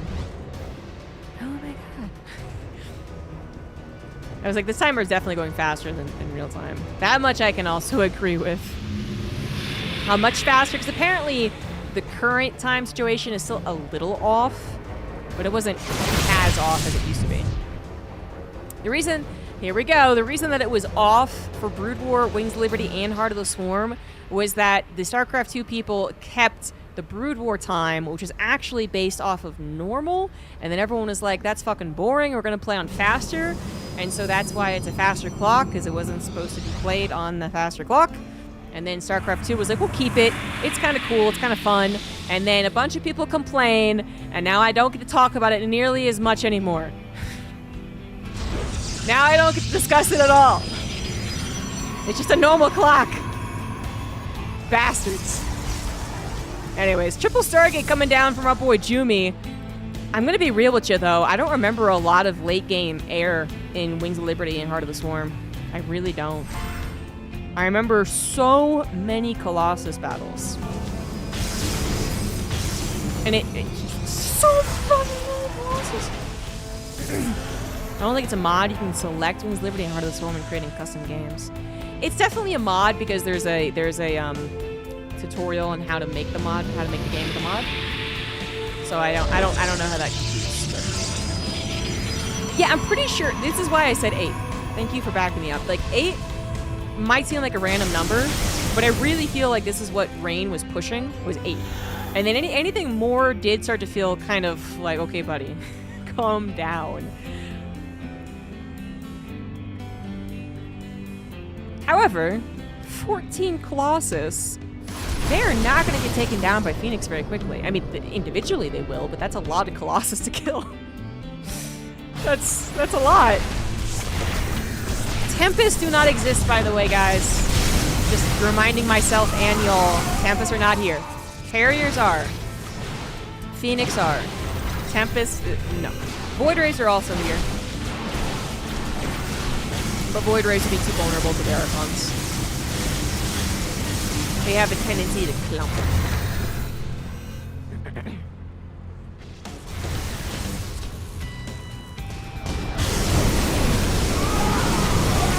Oh, laser beams. Oh, yeah. Oh, yeah, look at those laser beams. Woo! Love the idea of Phoenix. I did, but it is too many fucking Colossus. They kill everything before you can kill them. I think if Yumi had, 8 Colossus, Archons, and any type of surround or backstab, like any amount of surface that was better than what happened right there, I think we would see why 14 Colossus could be too much. But right there, I think it was kind of perfect. The Phoenix count, first of all, had only just begun to build. Maybe if you were at 20 Phoenix, I don't know what the hell would happen at that point. you know, a 20 Phoenix, though, Shameless would just make sure his Archons, you know, protected the Colossus a fair bit better than they did. I don't know. I think the amount of Colossus is a little comical, but I think the Phoenix has been tried and did not work. This is why so many games of PvP were just Mass Colossus. Because as soon as you sniffed out what they were doing, you would push the issue. And it still happens nowadays. If you ever sniff out that your opponent is going mass late game, air, ground, whatever, they're trying to be greedy, you're supposed to punish them. That's just typical RTS mechanics. But I think it's even... There's like better and worse ways to get to that late game safely. And this was not safe. Void Rays would be too slow. And they have a terrible tendency to clump up. And they would be like, you'd be like, hey, kill this Colossus. And they'd be like, okay, sir. And they'd all just, and then the Archons would two-shot them. The Archons would have gone straight for the Void Rays. The Phoenix were almost inconsequential. So Shameless didn't even have his Archons on duty. They died racing forward. But I think if he saw Void Rays, he would have been a lot more careful.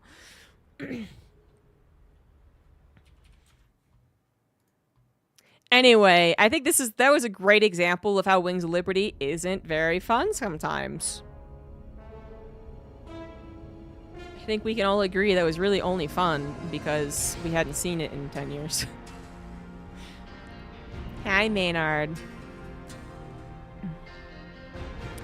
This is it. This is it. Do not Tremond. I'm pretty sure this is it. Lelouch is also the guy I was thinking of. Thank you. He was never on Team Liquid. He just was on the TL site a lot. My bad. Maybe he was. Anyways, but this is it. I'm gonna favorite. We're gonna make sure we have that. Thank you so much for finding that.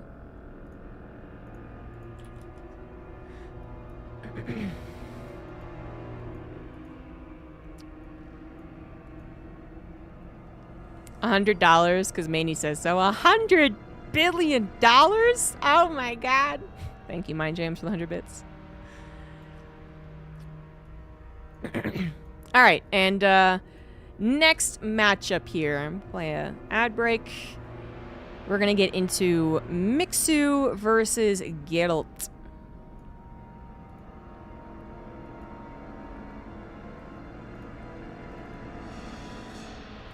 Bali with $100 million. Thank you. That's so nice of you. $100 million. I swear to God, if someone gave me $100 million on Twitch, I wouldn't know how to react. I'm pretty sure I would just be like, oh, thanks. It's really nice. 300 million? Thank you, Scoutsy Justice. Oh, you're the fan from Panama. You have such a fancy name. Well, thank you. I do need to get back to some other people who offer to help. Who's I gonna cast? Geralt versus Mixu. There we go. I was like, someone must have covered it. And they did. Maynard! Thank you for the gifted sub.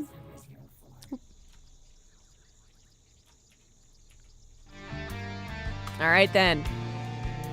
In the top left of Ohana, we got Geralt. Mixu in the bottom right, probably asked if this was a best of 5 or best of 3. Good guy, Geralt, communicating. Yeah, I would have said that I felt like Mixu played. I feel like I've seen his name for so long. I would say Geralt did not play.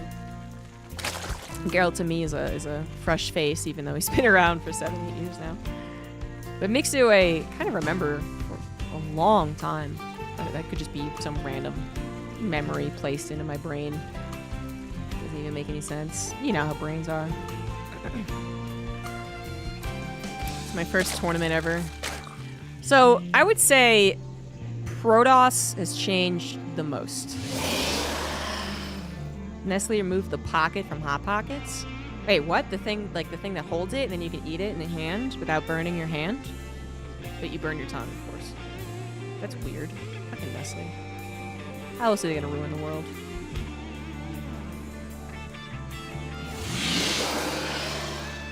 Anyway, so Protoss has probably changed the most, which is unfair to the Protoss who haven't played Wings of Liberty or Heart of the Swarm. Wings of Liberty and Heart of the Swarm, very similar for Protoss, even though one had the Mothership core eventually appear, and that did change things a lot. It still, I would say, at the core was the same. Like, it was understandable to adjust to a Mothership core. You know what I mean? Like, it wasn't that much of a reach. But all of the changes for Protoss in Legacy of the Void really were very, very different. The entire game had really changed thanks to the economy. Everything did feel much faster as soon as you played it for many, many reasons. Your speed of expansion, your speed of your units, the speed of the one-shot units, Disruptors Would Have Mind still existing, blah, blah, blah. And Protoss as a whole had changed too. They had gotten this new gateway unit. It was a Forge Fast Expand. They had gotten to be more gateway focused, but then had, the changes of the warping, so it wasn't like you could still be the really cheesy, aggressive race as much. Adept threw a wrench into things, especially PvP. No one had any idea what to do. There was a definite adjustment period for Protoss in their expansion as well, which always felt a little bad. It was like, you guys finally got your expansion. Way to go. You guys gonna be the overpowered ones? And I was like, no, I'm still trying to figure out how the fuck to play this race. Whereas Zerg had nothing but buffs, and I will never not hold that against Blizzard. Literally nothing but buffs for Legacy of the Void. Anyway, back in Wings of Liberty, Forge Fast Expand was... It was the thing to do, I would say, until the late stages of Wings of Liberty. But I do, if I remember correctly, and going over the VODs for my project, actually it was starting to phase out of Forge Fast Expand. More and more people were figuring out how to do a successful gateway. Oh, well, this is important. Geralt did scout that the pool was coming down fairly quickly. Made sure to get a cannon. It wasn't a rush for Lings. Hatcheries coming down behind this, but still. Not letting 6 Lings into your base instead only 2 living right now. Much better. But yeah, Forge Fast Expand, it was not the thing in the very, very, very beginning, when no one knew how to play again. You just did not take an expansion. As a Protoss player, you sat on your high ground. You waited until you had 6 sentries and however many other units you could muster, and then you tentatively, dipped your toe into the natural, are they gonna kill me? Did they have a roach swell? And fortunately, sometimes it didn't kill you. And then you would defend with gateways on the whole, on the front. This was... one of the reasons was that, one, the Forge Fast Expand hadn't been practiced in Wings of Liberty. It was a thing because it was a thing in Brood War. So they knew Brood War, they knew it existed in Brood War, but no one had really figured out how to do it in Wings of Liberty. And Crank actually says he was one of the ones who started doing it when they interviewed him. They'd be all hazy to me, wouldn't it? Anyway, so then people were like, oh my god, we can Forge Fast Expand. This is what they do in Brood War, so this makes a lot of sense. Okay, great, let's do this. Let's make it 2 base Immortal Sentry all in, boom, nailed it. we got life figured out. And for the most part, that did work. But then people started to experiment without Forge Fast Expand, because at the end of the day, it does decrease your economy so much. Zergs were getting way more streamlined alongside discovering Broodlord Infestor and perfecting that. So the Forge coming down first and foremost, and the only benefit it giving you is, well, protection, of course, but then potentially faster +1, was just seen more and more like a negative thing. And so more and more people were practicing not to have to deal with that. But most importantly, I would say, the maps changed. The map stopped having gigantic natural chokes that could not be covered. Daedalus Point, which was a map introduced in Heart of the Swarm, was met with a lot of criticism because it went back to that gigantic choke in your natural. You had to build 3 Nexus to cover that fucking choke. I'm cursing a lot tonight, but I don't know. I feel like it. Hopefully kids aren't watching. So by that point, I'm pretty sure Protoss had stopped Forge Fast Expanding. I think they actually thought about doing it again on Daedalus because it was just such a difficult map. But yeah. But the Forge Fast Expand, Wings of Liberty definitely go hand in hand. You can certainly do it even if other people were moving away from it. And it looks like Geralt is trying his best to mimic some type of Wings of Liberty composition. He is going into Immortals. But where are the sentries, I ask? 2 sentries? Come on. That's not enough. Centuries. They cannot stack injects. That's true. Good point. Well, this is a expedited attack that Mixu clearly was not anticipating. Oh, a little late in the pickup there. Geralt used to the pickup range, clearly. Still not doing it perfectly. Might be losing out on his opportunity here. War Prism is not being targeted. There we go. But the queen count's just not that high. Mixu not getting to a lot of queens, starting off with the little Zergling attack, and then trying to build up a supercharged 3-base economy. Was a little too greedy by the looks of things. Geralt did get a 3rd Nexus, but did not build additional probes, so that's a really important difference. And then really attacked at almost perfect timing. Almost perfect. It might still not be good enough. Mixu starting to muster up his reinforcements.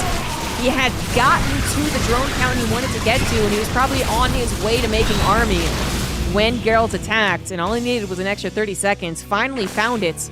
Geralt not able to take advantage of that opportunity. He did absolutely fine Mixu with his pants down. The guy was killing rocks. Barely beginning his army production. But Geralt was not able to push through to victory, not able to collapse in on top of all of the production points, reinforcement points, and not able to micro some of those units. But no doubt, you know, we can all make fun of Protoss players for needing the range. Like, oh, they're so bad at microing. But after years of practicing one thing, to suddenly have to change it, yeah, of course it's going to mess up. And that definitely happened there. Mass Queens wasn't common, but it was the important step to development of Brutal Infestor that Queens became more and more involved in the game. So nowadays, having 10 Queens on the field versus Terran is like, yeah, okay. So. But, you know, at the beginning of Wings of Liberty, it was 1 Queen per base, maybe an extra Queen for your inject. And it was like, yeah, okay, that makes sense. And then that was kind of it for a little while. Then you had people like Spanishiwa go for the Ice Fisher build, which was gasless Mass Queen. Initially. Then you had Suppy was doing a lot of things against Immortal Sentry all-in with Mass Queen Spinecrawler. And so I don't think we ever got to a point Wings of Liberty that we did eventually, which is like this is the number of queens you get. This is just it. This is what you should have. And it's more than 1 per base. But we definitely did start to see more queen defense and queen defense emphasis. Because that did contribute to the rise of Brutal Infestor. The queen's got a range buff. And many historians point to that as being a true cause. But you have Mutas on the field. Muta's a little more important. This would have been prior to them getting their Heart of the Swarm regeneration. Nah. I remember. Heart of the Swarm came with a lot of mass muta games before it evolved into Swarm Hosts. And one of the reasons it was a lot of mass muta games was that mutas got a regeneration bonus. I don't remember why they got it, but they did. And I'm pretty sure it doesn't exist in Wings of Liberty. And if this was the very first iteration of Wings of Liberty, Andean Pulse Crystals wouldn't exist. Not that Geralt's anywhere close to getting to Phoenix, mind you. But he would love to be on Phoenix and getting to Andean Pulse Crystals right now because he is in a lot of trouble. These mutas have already ripped through the main base, now going into the natural. We don't see any further commitment to mutas, which Geralt's no doubt trying to pick up on, but also handling the roach stack on the 3rd base that is really so far away. Not going to work out. Mixu almost died to that attack, though. For sure. For sure almost died to that early game attack. A little bit better on the micro. A little bit more of a perfect build. I really don't think any of these players are doing the perfect builds for Wings of Liberty because they haven't practiced it. So they're getting pretty freaking close, but they're not perfect. But if Geralt had practiced that exact thing 30 times before this game, I think he wins with it.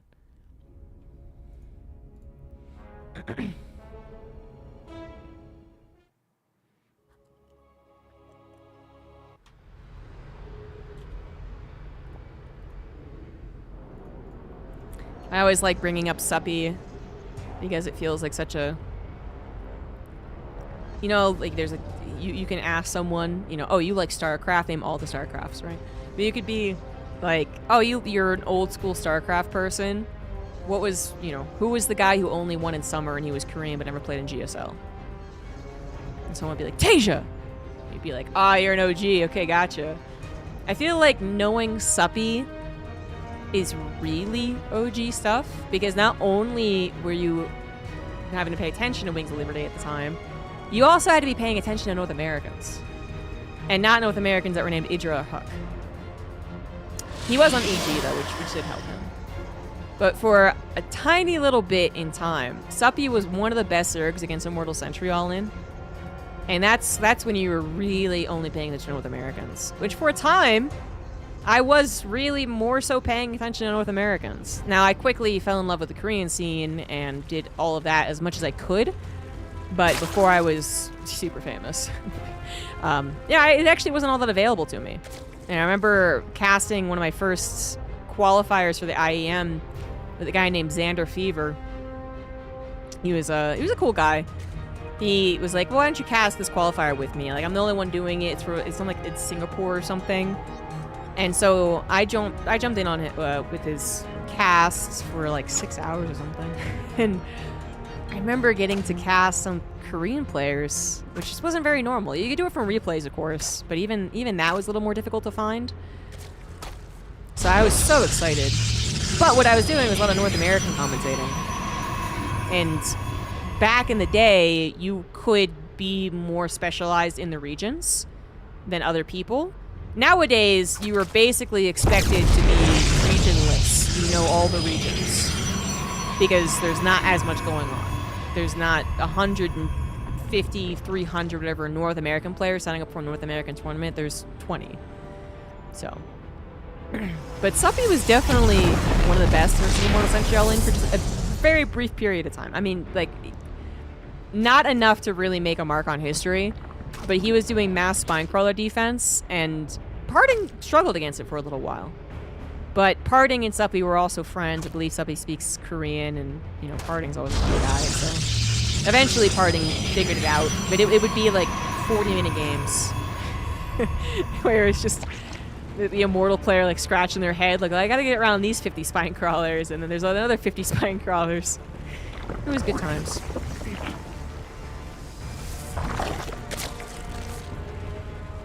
How is it nowadays? No, it's pretty much the same thing. You still have the Protoss being strong but few, Zerg being weak but many, and Terran being in the middle. That's still the design of the races. For sure. And Day, oh my goodness, the Suppy. Is there anyone else? They're good. Yeah. He's now a big brain doctor doing like med TikToks and stuff. Anyway, so we had a Forge Fast expand, which the other benefit to a Forge Fast expand was that you could threaten the cannon rush. It felt like it lost its teeth, though, as the games went on. But we do see that Mixu has his natural blocked thanks to that. Cannon might as well be canceled. It should be canceled. It should be canceled. Geralt knows this. Ball bag boggins. Answer a question, get 5 subs. Thank you very much, dude. This is game 2. Oh shit, you're right. My bad, my bad. I was getting so obsessed talking about Suppy. I'm like Fear Dragon when he talks about Neeb. So, Mixu has to take his third as his natural. This has been done since Wings of Liberty, as you can see. That's one of the reasons it was done. So this isn't really uncommon, but you do have bases that are maybe farther away on some maps. I don't know what it is for Daybreak. Is his third farther away than on whatever current map we have? I think so. I would guess yes. And that does hurt the Zerg. Especially with the lower drone starts. All the workers start at 6 in Wings of Liberty. So you're transferring less, still very long distance. So it's probably still worth the block. But I am glad he canceled that cannon. +1 coming back again. It's not something you'd always get with the Forge. Just because you had the Forge doesn't mean you'd always immediately get +1 attack, but it certainly was common. We had a canceled 4th gas, which... this is going to be kind of difficult. I won't be able to tell if a player is mind gaming or is fixing themselves. just because, again, they're not practicing these games. So if this was current StarCraft, I would not doubt Geralt's build order, and I'd assume that that canceled gas was an attempt to fake out the Overlord in some way. But because that's not the case, it might just be that he was like, oh, I don't need a fourth gas for this. Never mind. Which, for Immortal Sentry All-In, I'm pretty sure you didn't need the fourth gas, did you? I forget how it went. Because you would fake the fourth gas if you were Mac. I remember a lot of Protoss games do fake the fourth. But anyway, Ling's trying to get on top of the sentries. Does not quite work out. Nice force field reaction. Stalker pops out in the nick of time to help too. Third base is intended, but how intended? This is the thing about the last game. Geralt got the third, but then didn't actually build the probes. I would say it wasn't even uncommon to cancel that third nexus once you thought the Zerg had done their diligence and scouting, then you would cancel it. That became less trendy over time, and now you would still get a quote-unquote fake third. You wouldn't build probes for it, but you would let it finish.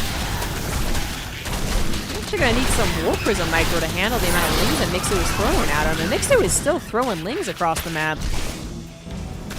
Kind of got a delayed economy. Did build up to 49 workers, 3 bases, but he's now once again sending a lot of units over. And denying himself the further economic victory. I feel like, well, I guess his fourth base isn't done, actually. Now he could build drones. Larva is finally popping yet again. +1 melee for Mixu. That's neat. He really is going quite Ling-focused. He who must not be named, I would say, really did help the Zerg experiment more with Lings. Rather than, you know, we had the period of Zerg just doing whatever the hell Zerg did in December 2010. But then we had Stefano really show how you could max out on Zerg roaches. And that became increasingly scary for Protoss. And then the guy no one wants to talk about kind of showed how you could use Lings. And well, poor Geralt was not anticipating the flood of Lings at his units in transition from the natural to the third. One of the worst cases to do that. But this really doesn't look that out of place for a Legacy of the Void game, does it? +1 melee Ling swell at the third base timing to try and kill the third. We see that actually all the time. PvZ. But it's such a drastic difference on what the Protoss would be feeling at this point, what they would have access to at this point, that I really would not... I can't blame Geralt for getting caught by that. You can get caught by it in Legacy of the Void in 2025, and you absolutely would get caught by this playing a game that you basically haven't played. You know, it's still StarCraft, but it's very different. And one of the things that Protoss was definitely more so of in Wings of Liberty was that few but strong. It's still the race design, but it was definitely the case in Wings of Liberty. So you had Immortals as that really strong backbone, and then you had Sentries, which were individually vulnerable, but well used, were incredibly powerful. And that's why you would see those Ling surround attempts, but then they were oftentimes only to bait out the force fields. Because the force fields, you knew they would be coming over and over and over again. So your actual goal was to go for these Lings around so you can bait out force fields. In this case, I do think Mixu was trying to get the jump on Geralt, which he definitely did. But if the sentries were prepared, if Geralt knew this was on the way, if he was more familiar with the pacing of Wings of Liberty, he probably would have handled that better. But that is Mixu taking the 2-0 over Geralt.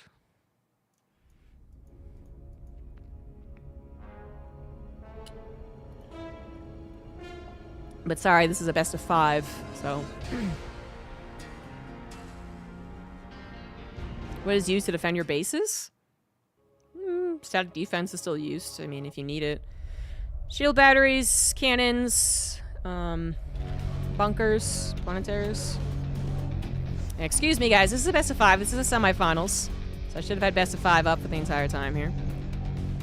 Fixed it now. We got Antigua Shipyard. Antigua Shipyards. Great. This had a lot of bad games on it, but I kind of always liked it, I think.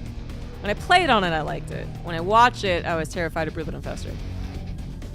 And when I played it. I don't know. I have feelings. Bottom left, it is Geralt. Top right, it is Mixu.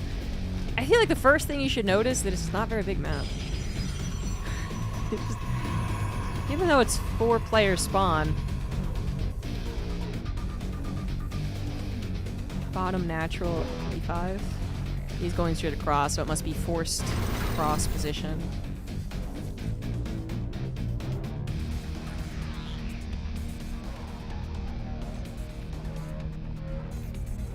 I asked some questions, no problem. It's kind of a good time for it because we're reintroducing Wings of Liberty to a lot of people. That was 30 seconds from natural to natural, which is actually, well, no, it's 30. Oh, it's 30 seconds in old time though. Okay, no, that's way fast actually. That's probably 30 seconds maybe from top of the ramp to top of the ramp, and that's how they actually calculate rush distances whenever you read it somewhere. 30 seconds is very short. The shortest map pool rush distance that we've had, I think 29 was Beckett or something like that. And this is probably is lower than 30. I don't know because I can't convert it quickly in the timer. So it's cross position, 4-player map, but it's still pretty small. Even the amount of bases really aren't a lot. But again, all your bases have more minerals and gas, so you don't need to expand as aggressively as you do in Legacy of the Void.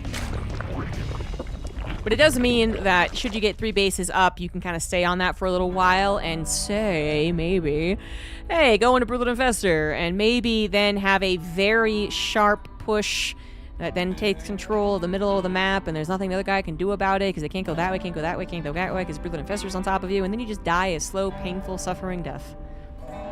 Maybe that's how the game turns out. And by maybe, I mean it turned that way all the time. It was all the time. It was great. Forge fast, expand. After a Nexus first, though. Okay. Geralt bringing his book of builds. Oh! Wow. This is what no regret would do. This is what Rogue would do. This is what I can't think of a cheesy Zerg from 2011 would do. But this is not what I was expecting. Gold base being taken. It is going to be scouted. Geralt immediately sees it.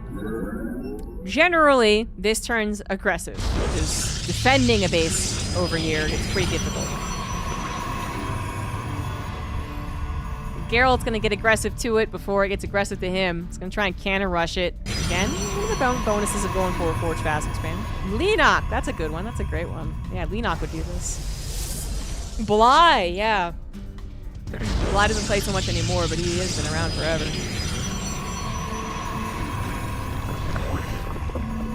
But I gotta say, I do believe this fell out of fashion. One, because Brood Infestor was such a catch-all win condition. But then two, I feel like it is a good place to cannon rush. And if you're talking about people still going for Forge Fast expands, then they are gonna have that option.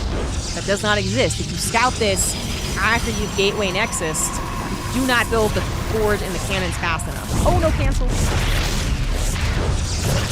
It's a mistake that I don't know it's going to cost Geralt, but it does kind of suck. This one cannon in such a perfect place. It's so cannonable. You got wonderful little positions that only a couple of units can attack. So this seems too clever for its own good. Particularly against someone who has been Forge Fast expanding. I think if Geralt was trying to do anything else, trying to play like he normally would, then I think you could have gotten away with this for sure. With the cannon rush, with the probe scout, it's a very good option for Geralt. I mean, you know, all cannon, 2 cannons, technically 1 was killed, 2 pylons. Worthwhile investment if he gets the hatchery. That is the question. Will he get the hatchery? Roaches are being built, but no Ravagers, again, so no 3-shot with the Corrosive Bile. You just gotta run the Roaches up. But I feel like he could, yeah, I was gonna say, he could take the cannon on now. Little buffer with the Lings. Geralt realizing he's not gonna get the hatchery, tries to go for the drone. Nice pullback from Mixu. And so ultimately he does not get the hatchery. He's still got a lot of lost mining time, so I'd still say this was successful. Mixu was sending those drones over before he realized what was happening. So that was a lot of time that most of the drones were not mining. Geralt, meanwhile, investing a little bit into the cannon rush, could still have plenty of investment into his economy. Although he is now supply blocked. Whoopsie daisy. Forgot to compensate for the dying pylons. So he'd be even further ahead on the probes if he wasn't supply blocked, because he also wasted a chrono right there. So I'll pretend we didn't see that. And now, you know, just maybe don't sacrifice your units or let the units through the hole in the main. Not worth saving. Not worth saving. Stalker did its job. Got the Overlord. Now it's time to worry primarily about not letting the units into your natural. And Forceful's pretty good at that. Void Ray is on the way. Whoop! Void Ray. Wings of Liberty Void Rays. I think this is a wonderful option for how the game is started. Void Rays have problems if this was a normal macro game, so I won't get into it because it's not. But in terms of this game, 1.5 base, I guess you could say, for Mixu. Had a significant delay in his economy thanks to the cannon rush. He doesn't get the cheese, which is probably his plan. Geralt's already prepared for it, and now a Void Ray in the sky will take care of everything, no problem. And then the Void Ray can also start to bully. You will be able to get queens. You should be emphasizing queens once Mixu realizes, hey, it's Void Rays, which he doesn't know about yet. But now, spores and queens, right? But you could probably go mass Void Ray for a while and be fine before Mixu could properly afford Hydras or Infestors and Queens. But that's still kind of, you know, we're talking about options that exist in Legacy Void as well. Corruptors, you know, you definitely would not get to Corruptors at this point. You'd have to be late game, 5 base, plenty of cash, plenty of investment into the Corruptors all at once. Way too expensive for the beginning stages. And now trying to take this other hatchery, I am getting like a flashback to some unknown game, but I am getting such deja vu right now. This must have happened many times on Antigua Shipyard. M. Thauberts, thank you for the 5 gifted subs. Does this Void Ray upgrade with the Fleet Beacon? The Fleet Beacon should have Flux Veins. Yes. No. Yes. No. I'm actually not sure. I am not sure about that, but the Void Rays are, well, they killed the hatchery. They're killing the queens as well. One Void Ray. No, no, no, the queen died. Oh! Oh, look at that Void Ray. Oh my gosh. Well, I don't think that one Void Ray dying is going to be the difference maker anyway.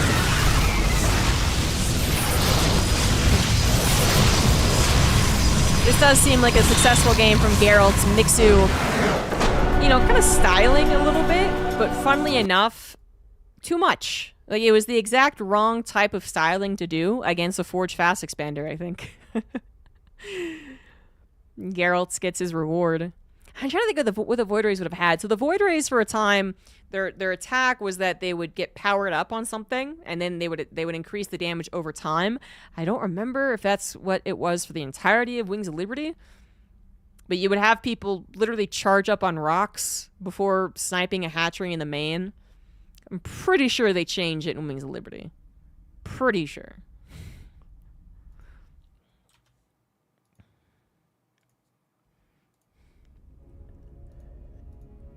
We'd have to go into the patch notes. If you look up Void Ray on Wikipedia, it should give you a list of patches that have changed it.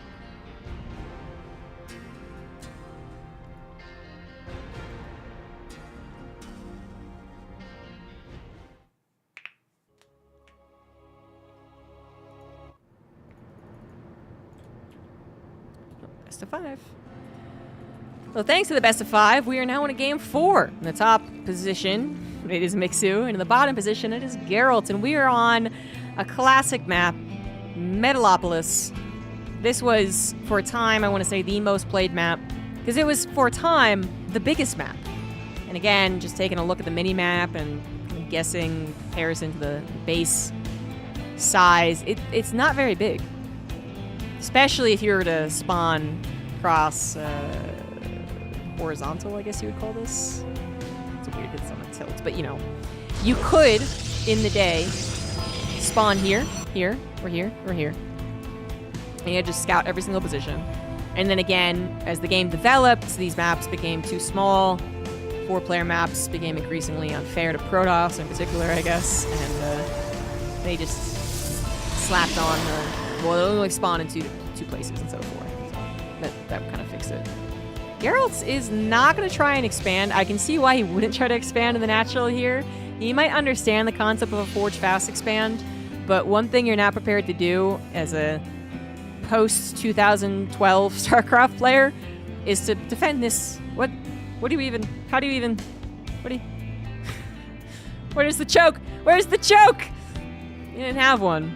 But what Protoss players would do, again, when they figured out the Forge Fast expand, is that they would take a diagonal approach. So whether it was Zelnaka Caverns or Metalopolis, you would take a diagonal approach. So, I mean, Pylon, Gateway, Forge, or Forge Gateway, whatever, Nexus. And so the Zerg would either have to kill the buildings here, or they'd have to go around to get into your probe line. And that worked. I don't know how it works. But apparently it did for a while. And then again, every map maker agreed, let's just let the natural be a given. But Geralt, understandably, would not feel comfortable doing that. So he's going to try and one-gate expand from here, which, you know, he would have experience doing that. But with the supplies being so different, the pacing being so different, Mixu is getting the better trade here. Mixu did go for a pool first, though. It's not like he's trying to get greedy. I guess maybe fearful that Geralt would. Honestly, pulling out a 4-gate here would not be a terrible idea. Like, legitimate, old-fashioned 4-gate. But whatever reason, Mixu did not take his hatchery as fast as he could. He can. He can do it safely. You don't need that SimCity to help you out as a Zerg player.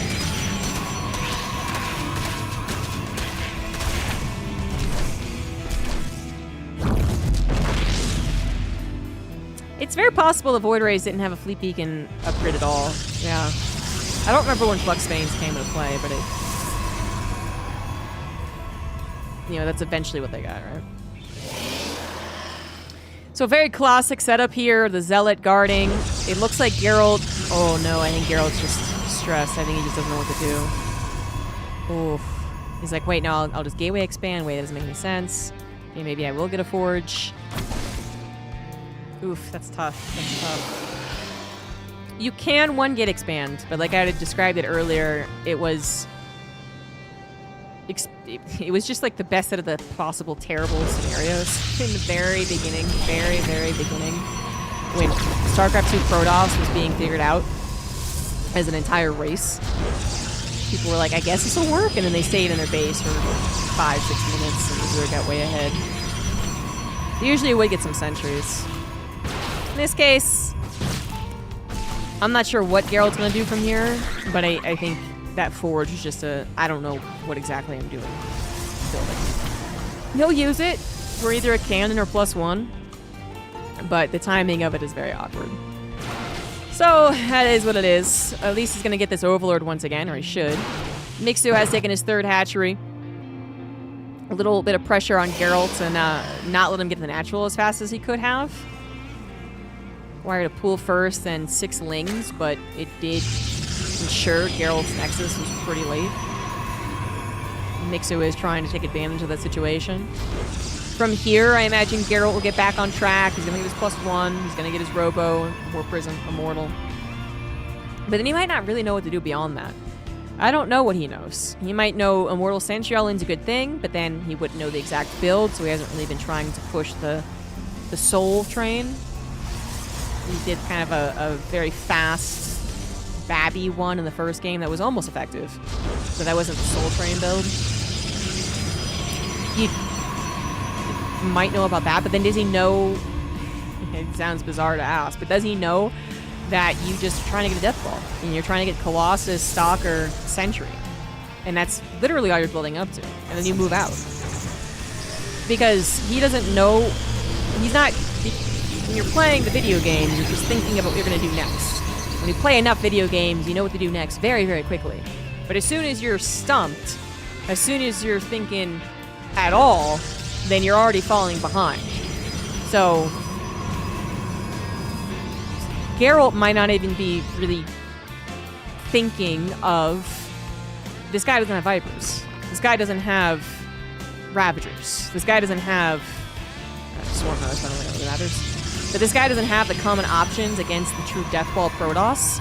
And that was really what PvZ was like back in the day. It was a ball of Protoss death units that would sometimes have hallucinations with it, and it would push up to a poor little Zerg player who tried desperately not to die and died anyway. Not all the time. It wasn't actually overpowered, but it was frustrating to play against.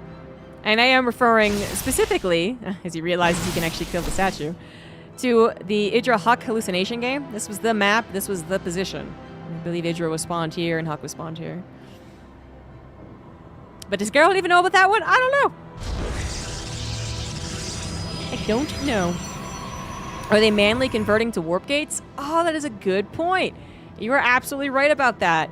They added the immediate transformation years later, maybe even Legacy of the Void. So you see Geralt forgot to transform one, because it's not immediate. Good catch. He is trying to do his attack, though. And despite his odd opening, he might still have a chance.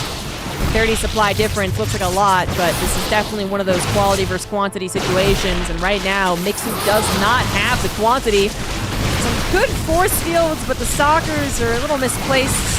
Really going to take advantage of them as they would like. Now the force fields are starting to run out. I'm not going to go ahead and say that Geralt doesn't know how to use force fields, because that would be incorrect. But I will go ahead and say, I would bet you most Protoss players would just not have as good of force fields as the Wings of Liberty guys when you look back at it. When you watch Parting do his force fields in Wings of Liberty, I can almost guarantee they're 100% better. And, well, Parting is a really good player, so that kind of covers that. But also, because the way that you were expected to use force fields and the way that the Zerg was expected to respond to force fields is just different. So Geralt might have had, once again, a moment, just like in that first game. Seemed like he was getting that momentum, and I feel like if I was casting Parting versus DRG, I think Parting would have won right there. Unfortunately, Mixu looks like he's accumulating enough roaches, which is really all he can do right now, to make sure this does not snowball. Since we didn't save the sentries, we've really lost a lot of our power. +1 Stalkers are pretty good, but there's no blink, which is really what would have been the kicker. 4 force fields, and we lost a lot of force fields. So that's going to be it for Geralt by the looks of things. The roaches push them all the way back to the proxy pylon, which was, again, very quick warp in, so that's still causing some issues. But Mixu still has a drone pool on his side, still has more roaches, his +1's about to finish, and it does look like he's going to need to pull those drones. Maybe the Queen can help out as well. Come on. Come on! Can't really bring his other queens, I guess. I was gonna say, it might not be a bad idea. He is still in kind of a dangerous position. Love the addition of Zealots just to soak up some damage. The hatchery does go down. This is still spicy. 8 gateways worth of units pumped in the proxy, basically, of your third is causing some issues. Mixu might have gotten rid of the sentries, but is he taking down enough Stalkers? It's questionable. It's very questionable. The Stalker count's starting to win out, but +1 is done for the roaches. Mixu's identifying it's a lost cause. He's pulling back and letting that space be given up, unfortunately losing a good 3 or 4 overlords in the process. But this is definitely the smarter thing to do. If he had kept rallying roaches in, it did look like he was losing the tug of war. Now he gets a second chance. Yeah, second chance if he just stays put for a little bit. He not only got +1 missile, he also got roach speed, which is going to help those roaches collapse in on the Stalkers. But he is still supply blocked, and that's a big problem. And because I guess the extra queens are just so not Wings of Liberty, we really don't have a lot of creep spread. Not that that's ever a highlight in PvZ, even to this day, but we really don't have a lot.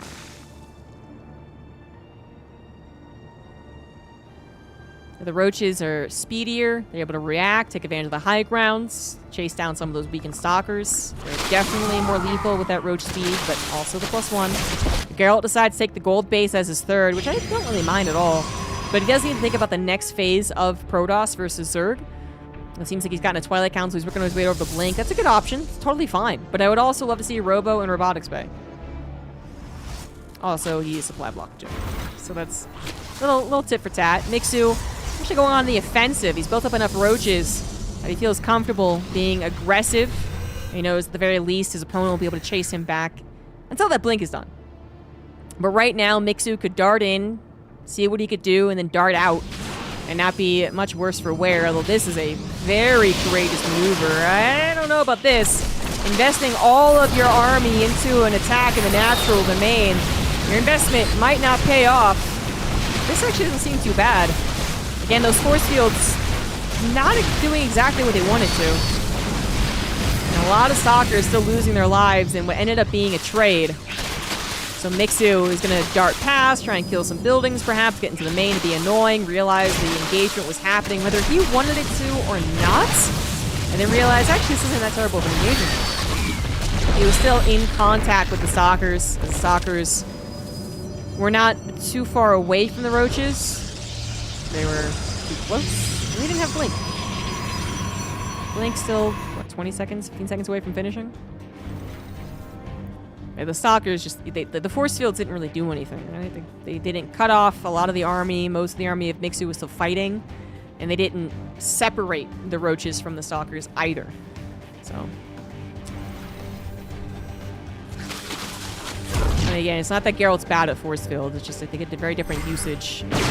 Who's Liberty this Legacy of the Void. Blink Stalkers should feel like he's back at home, though. He's back at Grandma's house eating cookies from the weird cookie jar that grandmother had. Our cookie jar is a fryer that holds a note that says, "Thou shalt not steal cookies."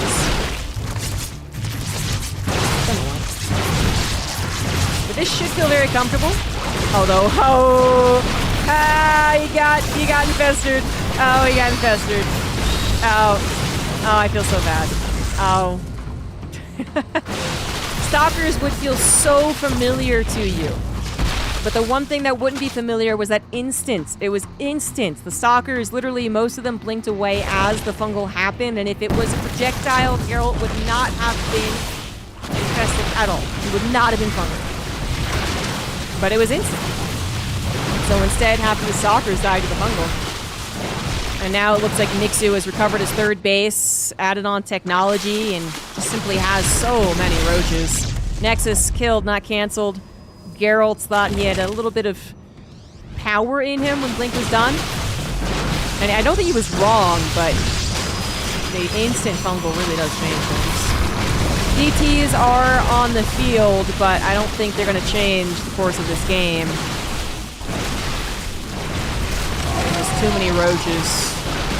It's pretty classic. Too many roaches. We're missing some immortals. We're missing those force fields. Like, force fields were either not used well in this game or were ultimately underused. I know we built how many? 9? But at least Liberty, that might be low. A game like this might have had 15, 16, 17. And we're definitely missing Colossus. And it was a very awkward start for a Protoss player. Rallied an attack on the third that looked hopeful, but then the rest of the game was probably favored to Mixu. It just seems to have a better handle on Wings of Liberty than Geralt does. And I would go ahead and say it's probably because Zerg is less different. Protoss is very different. All the races are different, but Protoss is the most different. And Zerg's just, you know... Wings of Liberty? La la la la, just make roach.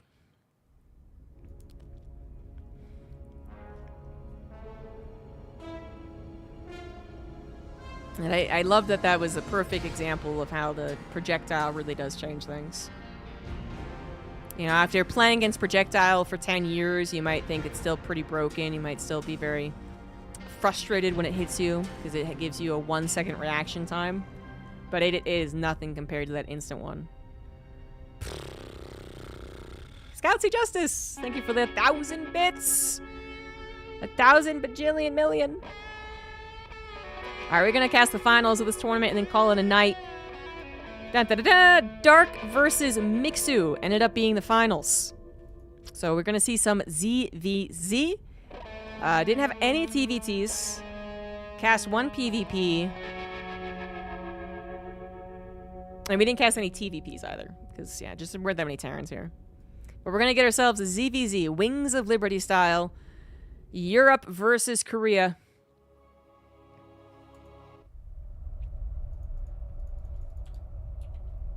Oh my god, and we're starting on Scrap Station. Oh no! Ugh! Alright, well, if Scrap Station was to appear, it would be with a mirror matchup. In the top position, it is Mixu. In the right position, it is Dark. Classic 12 o'clock, 1:30 o'clock positions. Now this was an actual original map. Some of the other maps weren't, I think, part of the very first map pool. They were part of the second one, or even maybe the third one. I'm gonna say Ohana was later. Toss would have won that easily with a couple disruptors and storms. Yeah, Geralt probably, would have loved to have those. Jed TM, 5 gifted subs. Everyone's been so nice today. Thank you guys for the support. Alright, so let's talk about Scrap Station. So Scrap Station, like I said, one of the very first maps alongside Zelnaga. And it's probably the worst one. I'd have to play it again to say really what's worse. But it's not good. It's not good.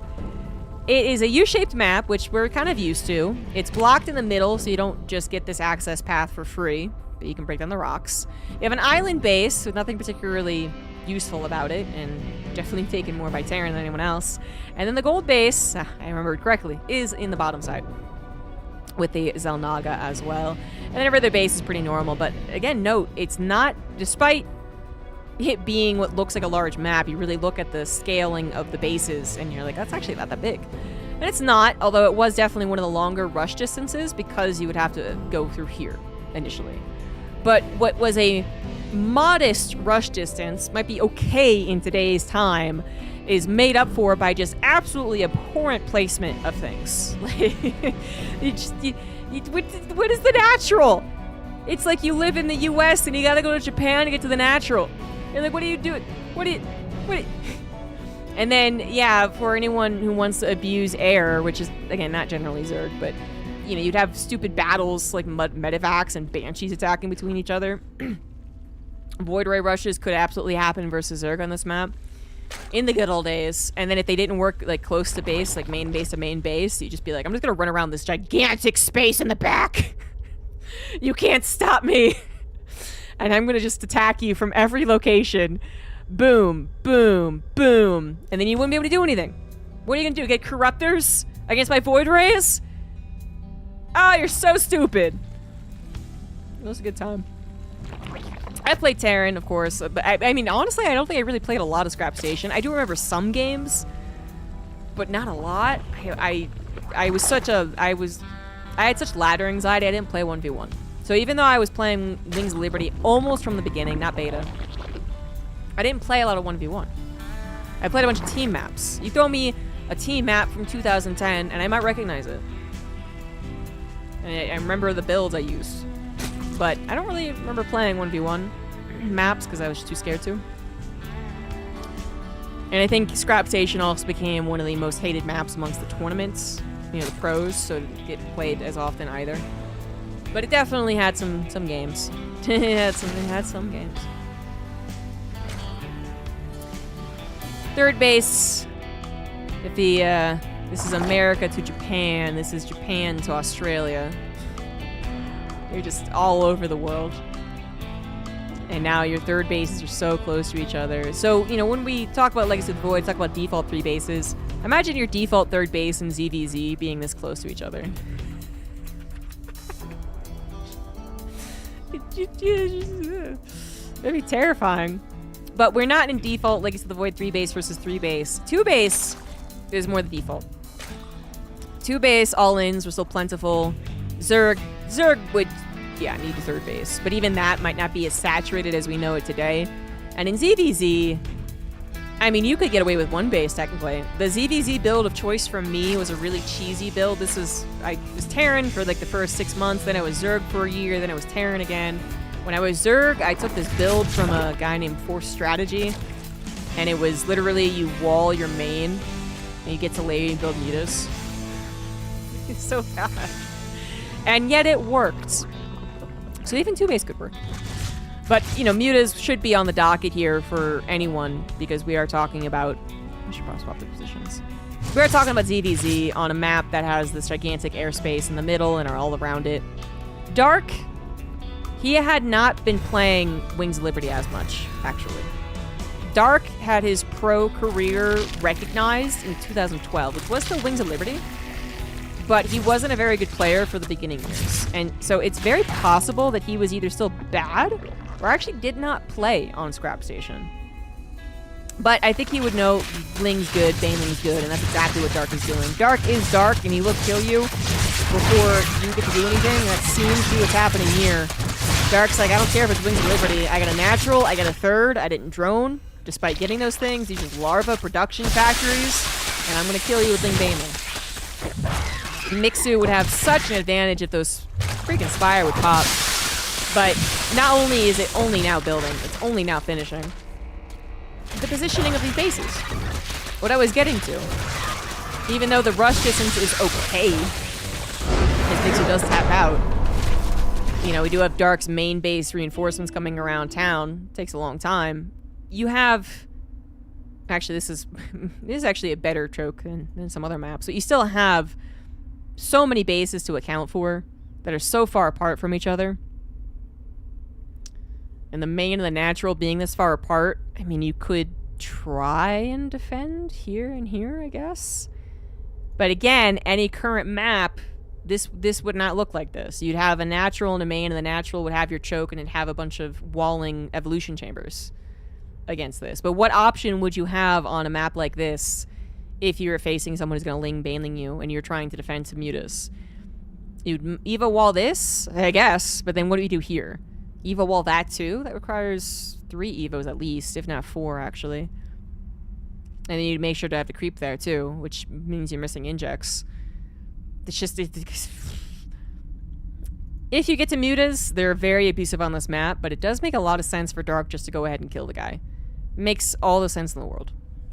GG's.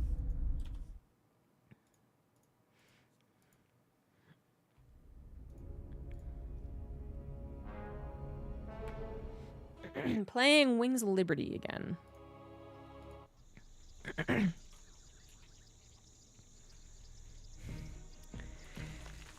now we're on Ohana. On the bottom right, it is Mixu. On the top left, it is Dark, who's playing Protoss. Oh, how nice of the guy. Had some fun playing some ZVZ. Did what he does best. Honestly, nothing changed in that department. He could have had a blindfold on, not even realize he was playing Scrap Station. And that still made a lot of sense. But now he's going to play Protoss on Ohana. Now, Ohana would have been... almost certainly a map when Dark was a professional. Almost certainly. Because I already had someone find the Ohana years, and it was 2012-2013. So, Dark definitely played on Ohana. He definitely played against Immortal Centuriolans, and he probably even practiced as Protoss. Just to learn the other side, and you know, most pros are pretty good with all races. So it wouldn't surprise me if Dark did an Immortal Centuriol in here. It'd be funny. It'd be cruel. It'd be mean to Mixu. But I would laugh.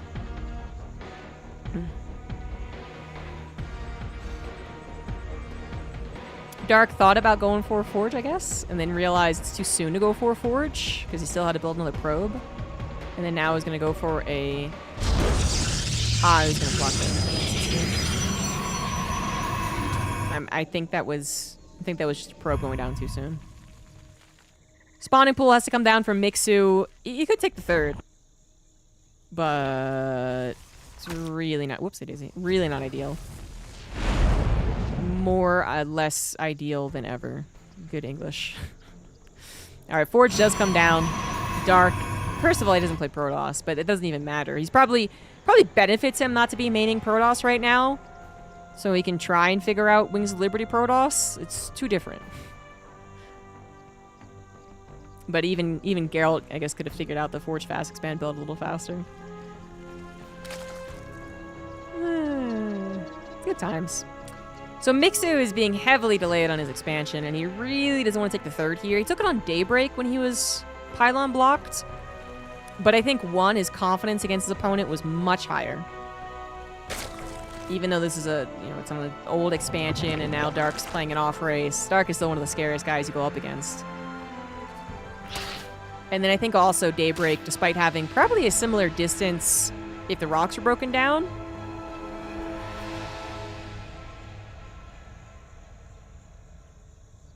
I don't even know if that's true, actually. But the point is the rocks are not broken down. Daybreak, you at least would be able to transfer your drones without them having to circle around and whatnot. So, whatever reason, he doesn't take his third as his natural. He does take 3 hatcheries. That is going to be the standard, but if you were to lose the third to a 2-base Protoss, it's not the end of the game like it would be, generally.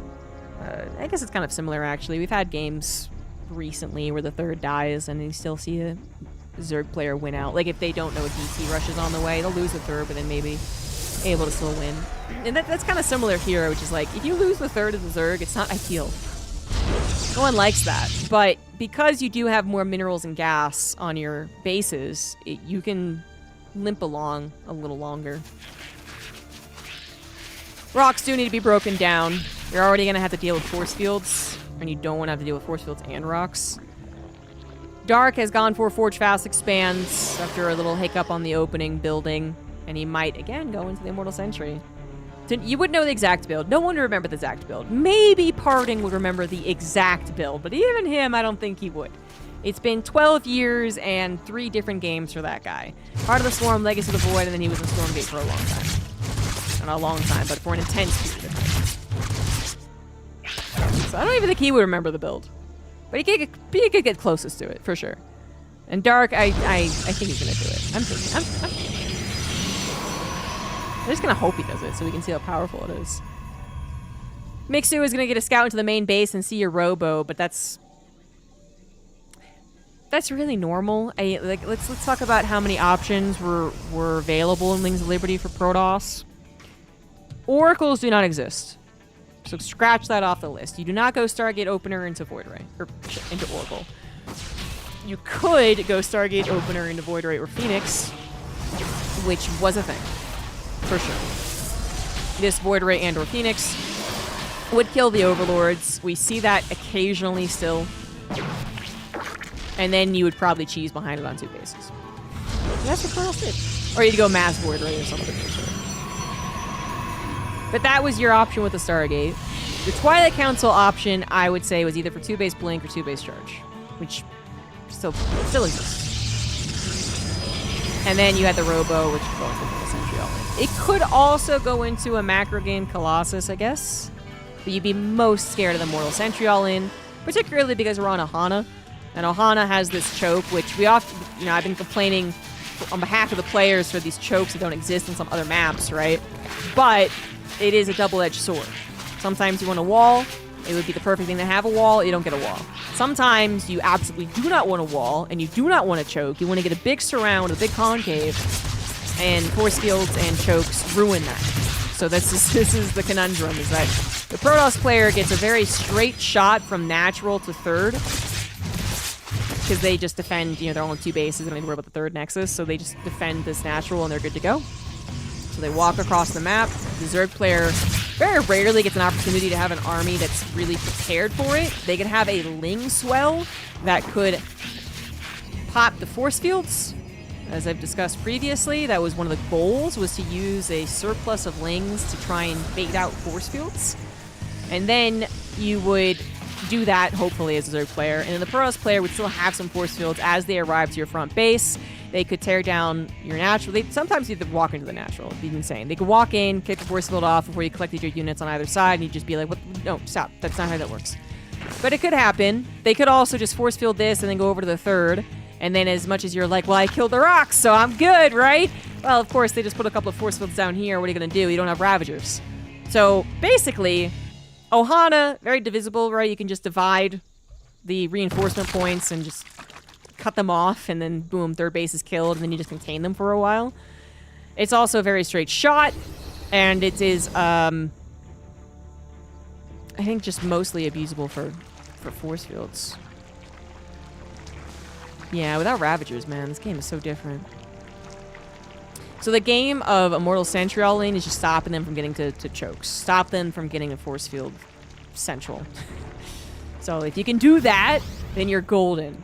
But if you let them close to your base where the chokes naturally are, then you're in so much trouble. But you can't get enough army to stop them from getting close. That's the conundrum. It might be like, I have the playbook here. Why does this sound so hard? Because it is difficult to get the appropriate number of units to kill this army before this army is hitting you. It's difficult. Ling run by was a good idea, but Dark is actually fully walled in. Their only hope is to, like I said, bait out those force fields. You're not going to get the kill if they know how to use force fields. They're also going to be wary of you baiting the force fields. There's going to be that little mind game, like force field or no force field. And unfortunately, right now, Dark is really showing a classic Soul Train, I would say. I don't know if it's the exact build. I'm not that in tune with the build, but it's much closer to what it was than what Geralt was doing. So many sentries, an almost comical amount of sentries for today's StarCraft, but really quite appropriate for Wings of Liberty. 13 sentries, guys. Guardian Shield, Force Field, blocking a significant chunk of roaches. Those roaches on the right could not touch anything. And then you still have so many force fields behind them. Gonna bait them through the choke here. I mean, the ideal situation for Protoss is to cut the army in maybe a quarter, so you kill it a quarter at a time. Half might be a little bit too much to chew in certain situations, and you don't want to just let the army through, obviously. But if you could cut off a quarter of the Zerg army every time you place down force fields, then they would be left with nothing by the time you're out of force fields. In the Zerg, is the opposite, right? They don't want any army trapped in those force fields, and they want to engage when all the force fields are gone. We are getting to a point where Mixu... Oh, shit! Oh my god. Remember I pointed out you could force field that main ramp if you just walked up, and that has happened before? Well, you could also do it if you just brought a War Prism in. Well, this was the most bullshit of bullshit things in the world. This was the most bullshit Protoss could ever be, I think. The Warp Prism Sentry Force Field of the Zerg. It's indefinite. 4 sentries is indefinite force fields. We do have an attempted collapse on the remaining army off the left side. A good idea from Mixu. What I was about to say was that he's getting to the point of having so many units that he could probably go for a surround. And that's what he tries to do here, but even though he does take out that army, losing his main base. He literally cannot do a thing about this. There are no options. The only option is to hope the Protoss player forgets a force field.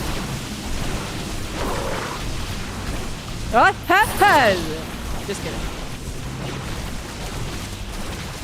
So they just what to do when he's like dangling a little piece of meat over to a starving man. Like, I'm gonna forget. Yeah, I'm not gonna forget. Yeah, he's kidding. And so you're pretty screwed. So, but now you're like, well, it's 2 base versus 2 base. That's not the worst thing in the world, right? Well, you did also lose production and spawning pool. Evolution chamber goes down. 2 bases means you can survive for a long time, but it also means your opponent can survive for a long time. So, you're like, well, he's also in a bad position. It's like, well, not exactly. He's rebuilding sentries and immortals, which are pretty much the exact thing you want against roaches. Oh, he forgot a force field? I think he forgot either Mr. Force Field or he intentionally let those roaches up, because that was also fine. He had so many zealots up here. Summoning Claws, to be fair, was an option, but it hasn't researched yet. But if that was an option, he would have used it immediately. Then nothing would have been terrible. Instead, everything is terrible. Burrowed roaches are going to try and take an engagement, of which they will do okay with, actually. Once they save the sentries, yep.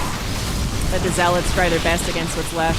And that's exactly what Dark does. It's not going to really be able to save zealots against speed roaches here, so... Got your losses. Mixer realizing that was the intent, does do a little bit of micro. Wants to have the biggest army he can possibly have, right? Right now, his biggest benefit is army.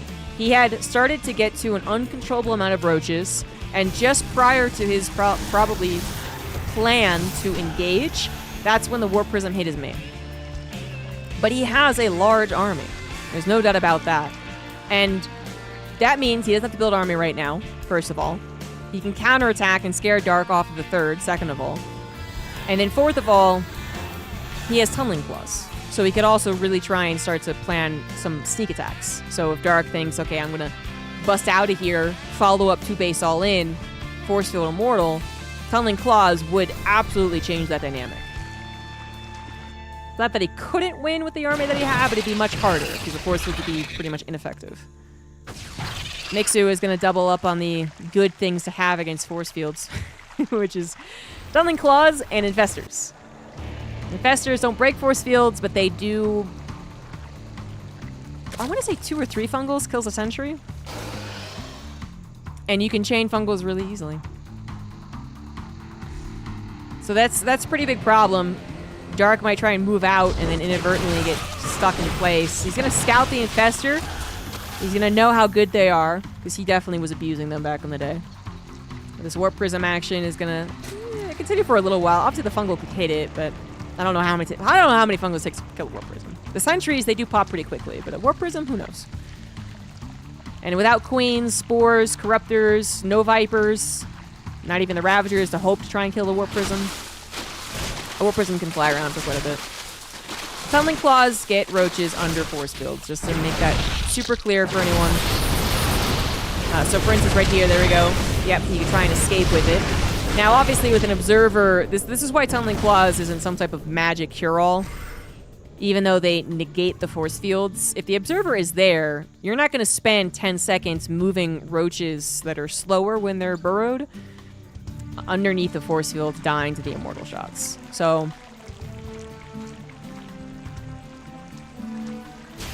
it's the balancing act. It's the back and forth between the two. Dark has to respect the Tunneling Claws and the Infestors in particular. And then Mixu has to respect the pure might of the army of the Protoss and still have to rely on good engagements, surrounds, and good fungals. Beautiful fungals! Which really didn't mean anything because any fungal was a beautiful fungal because they were all easy to use. We are reaching the extent of the bases for each team, I guess. 5 on each side of the map. Not a whole lot, but better with the increased minerals and gas. And then if you want any further bases, you're going to have to steal your opponents. There's no middle bases here. Thanks, you. Thank you, Guido. Dark has moved on to additional supply, additional technology. He's gotten 8 Immortals. Good lord. And he's getting Storm, actually, which, again, Colossus are a totally fine option. But Storm is going to give you High Templars that can feed back the Infestors as well. So, definitely see why that's a good option. And we're not going to see Banelings here. Although I would love to see more experimentation with Banelings and Wings of Liberty. I think that's not something that a lot of people think of when they think of Wings of Liberty. Because Roaches are so dominant and Brightwood Infestor was so dominant. But Leenock... someone brought up Leenock earlier. Leenock was one of the guys who was definitely abusing a lot of Baneling play before everyone else was. He was doing Baneling drops versus Protoss, which is really cool.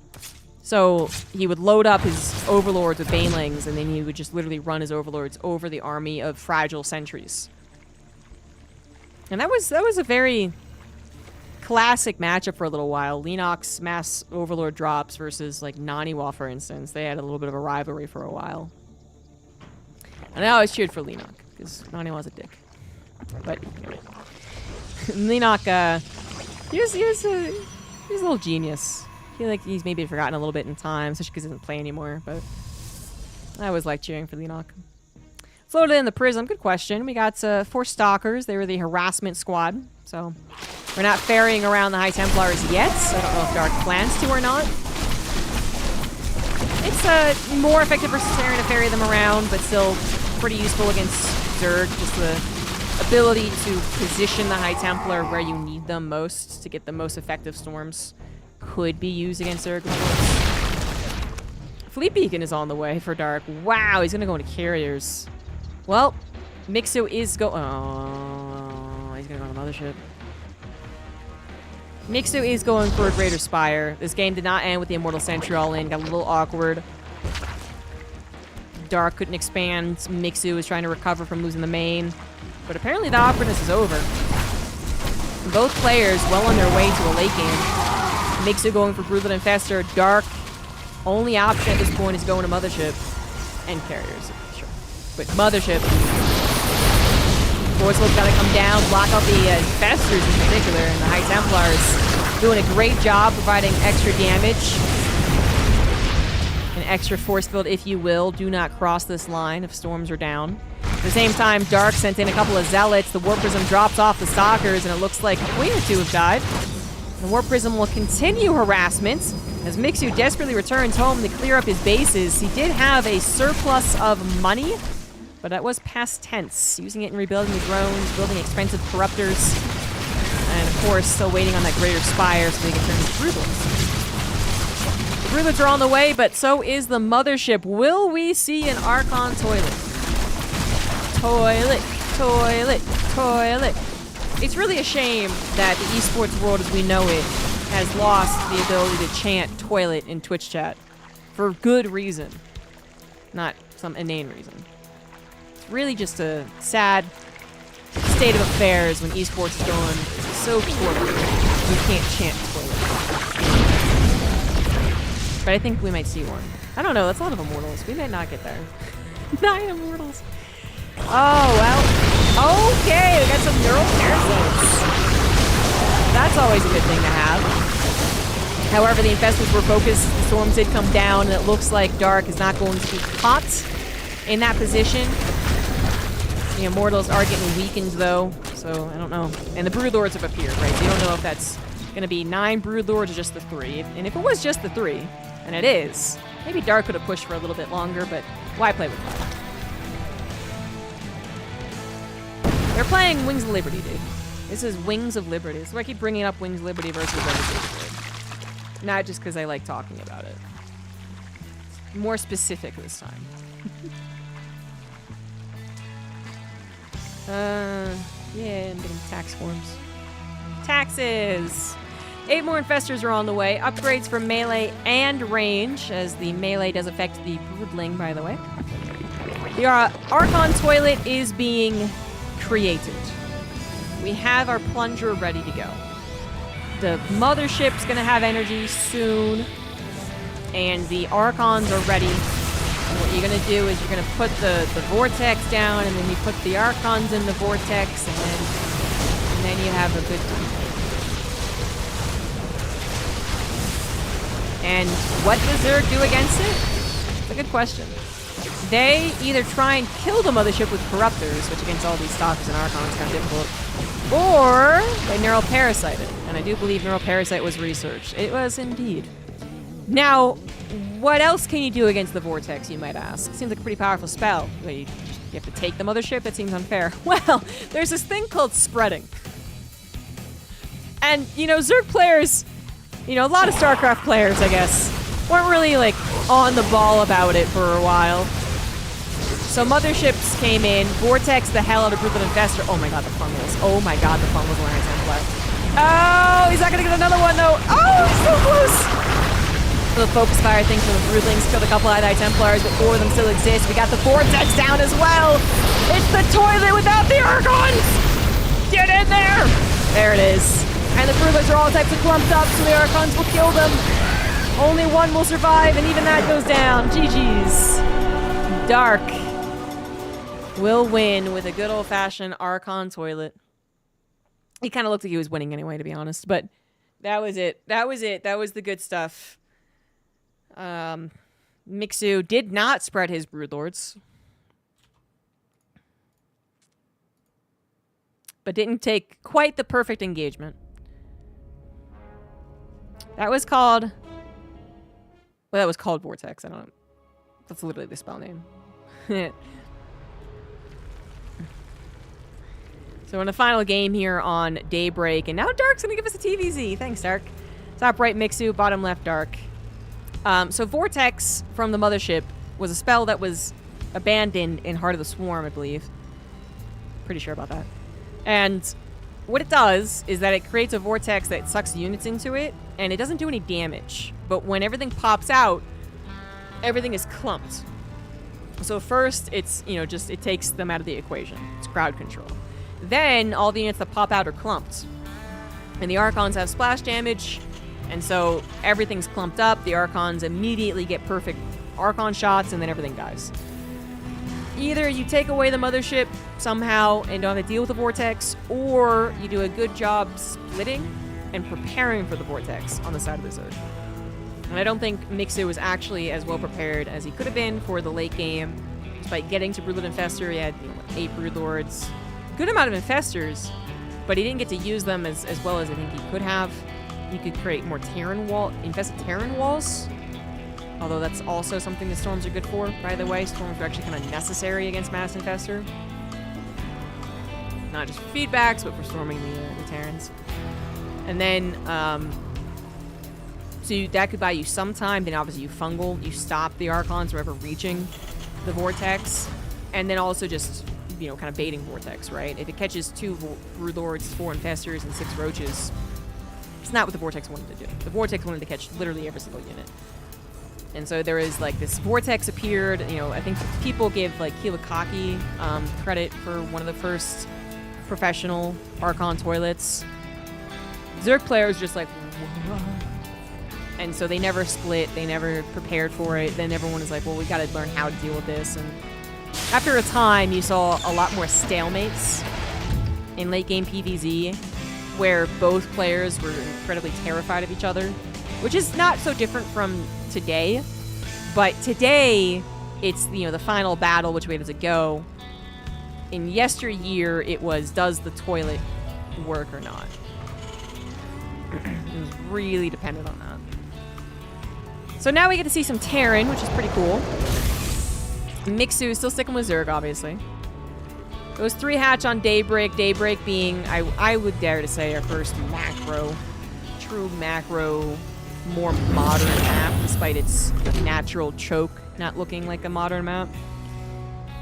Dark is going to go for a factory expand by the looks of things, which, you definitely had Wings of Liberty start on all one base all the time, but you did have it by mid Wings of Liberty, have it be natural expansion, anticipated, expected.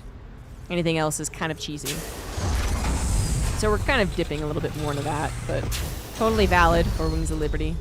Earlier years. And the Marines trying to scout out for the Overlord. Mixu doing a good job hiding it, saving it, not going to lose it. Very good job, actually. And he's going to confirm it is a factory expand.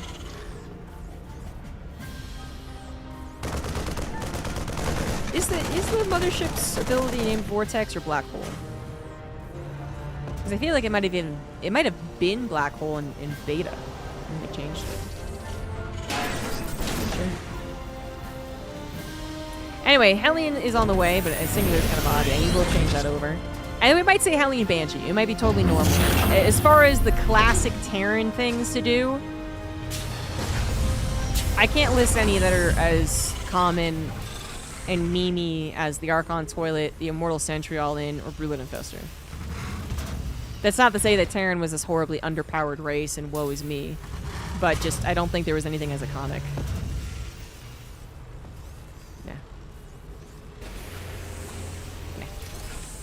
2-base tank pushes were good, but again, I don't really think they belong in the same category as those other terms I've been using. But that might be what we see here from Dark. We saw some mech from Nicara, which is nice, but a good old Marine tank push could be really classic to see. Widowmines do not exist in this game. Liberators don't exist. Hellbats don't exist. Cyclones don't exist. A couple of Overlord does eventually die, funnily enough. I don't think that one actually... Was that the Scouting Overlord? Or does that accidentally move in? Anyway, Hellions get into the main, and that is problematic. Mixu was not anticipating a little rush in here. He does not have speed. He has been delaying speed in a decent amount of his games. And just coincidentally, one more time, he delays it. And he's getting the-boxed by some Hellions. 6 drones going down, 7 drones, perhaps some more. 3rd base now under fire. I was listing all the Terran units that aren't here, by the way. Don't caught that. Reapers wouldn't do original damage to buildings. They do still have the building attack, but I believe they were nerfed in damage. So we haven't seen them anyway. But I would like, you know, if we could have these this again, I would like to see some Terrans sign up and do some Reaper shenanigans. It is Hellion Banshee, by the way. Although whether or not it's going to be bio. Oh, he's supply blocked. Aha! I don't play Terran very often, do ya? Do ya? No. No, but I think this might be bio pretty late on the tech lab for Stim. Hellions are getting a great deal done. 17 drones have gone down. Oh, no, I didn't know about the Banshees. Oh, Mixu is getting... He's kind of getting bopped by a couple of basic units. That Overlord died just shy of seeing the Starport tech lab. Maybe if he wasn't under so much stress with the Hellions, he would have double-checked and said, okay, that could be... I should build a Spore Crawler, but... That's more benefit to harassment. Not just the direct damage, but the indirect damage as well. Getting your opponent to get frazzled and forget things. That kind of seems to have happened here from Mixu, who's now on the road to recovery. Trying to rebuild his drones. And because Dark is probably... I would guess his worst race is Terran, just because most of the time we see players off-race Protoss. If they off-race. I don't know what about. I don't know why that is, but it is what it is. And so maybe the same for Dark. I don't know. But if that's the case, then Dark is worse at Wings of Liberty. Everyone is. And he's worse at Terran. I would give Mixu's comeback chances 20%, 25%. You know, if this was Legacy of the Void, Dark Zerg, it would be 0%. It'd be nothing, nada. But unfortunately, yeah, he is still dealing with it. He's still getting damage done by the Banshees. That was just classic Terran units getting the jump on Mixu once again. They had done so previously. It's sometimes perhaps getting caught up with all the questions of the version you're playing. You just forget some of the basics, and I think that happened to Mixu a couple of times today. You know, if he had gotten spores and he had gotten walls and he was not taking any more damage from Hellion Banshee, I mean, he was back up to 57 workers, you know. I think I could see a possible timeline. Dark, late to bio, is not very good handling it, good old fungals. Like, I could have absolutely seen a scenario where Mixu recovered, but taking more damage from the harassing units, yeah, he's of course going to tap out. So that's a 3-0. Dark wins, playing every single race. And we get a good dose of nostalgia, casting some Wings of Liberty. Obviously, we're not going to see top-tier Wings of Liberty play until people play this a decent amount of time, but I don't know what their plans are for it. Personally, I'd still like to see more of it. I'm not going to say indefinite Wings of Liberty tournaments, but I would say I would like to see more of it. And it'd even be fun to see some of the different time periods of these expansions experimented with as well.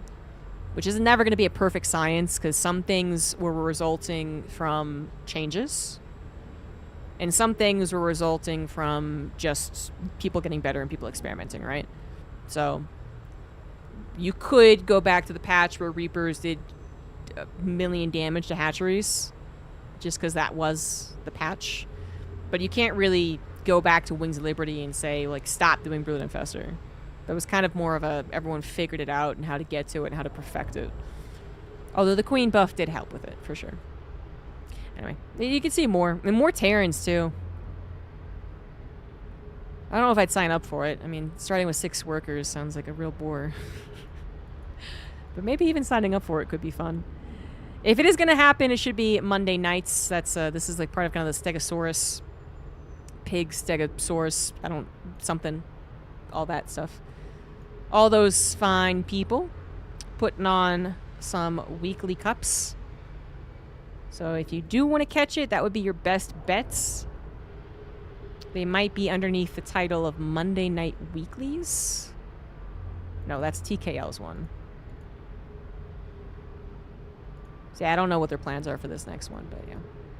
I'm glad they did it. Thank you very much. Hold on.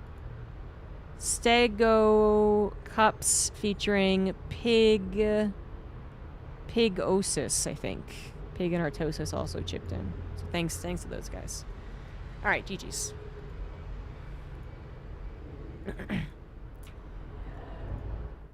Well, that was fun. I could talk a lot about stuff that usually no one cares about.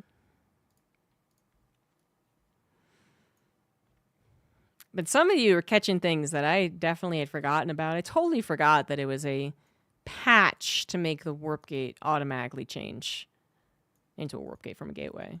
Totally forgot that. I'm sure there's a lot of other things we forgot.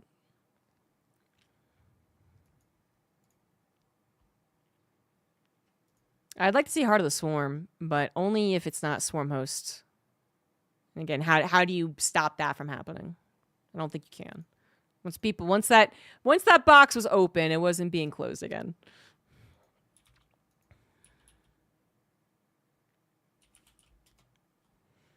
Back in my day, you didn't have the region swapper.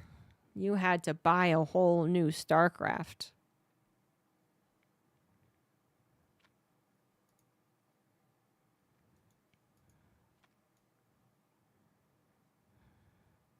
To relive the pancake stream. God.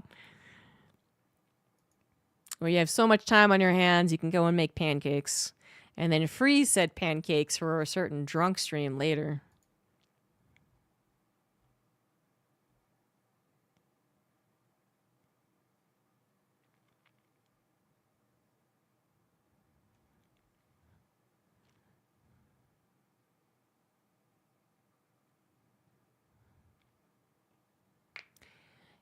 Pancakes. Only reason I made pancakes instead of waffles because chat voted for it. I'm a waffles fan. But y'all wanted pancakes. Bunch of losers. Pancake losers. Just kidding. Everyone should love breakfast food. You want to do something that's the opposite of fun? Well, for some people it might be fun. But you want to look at graphs.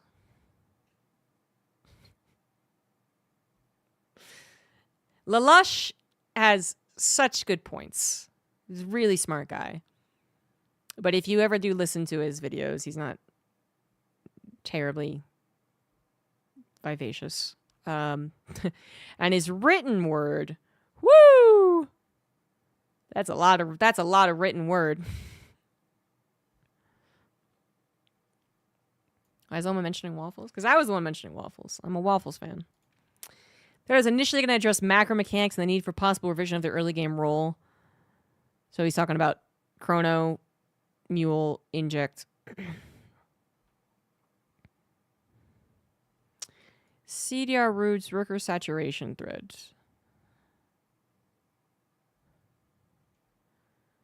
Bear in mind the middle position is different for different maps. I decided to use what I'm pretty sure is still the most common map, Python.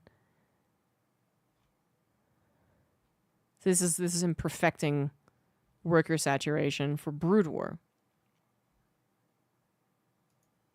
Yeah, too bad the images have all been killed.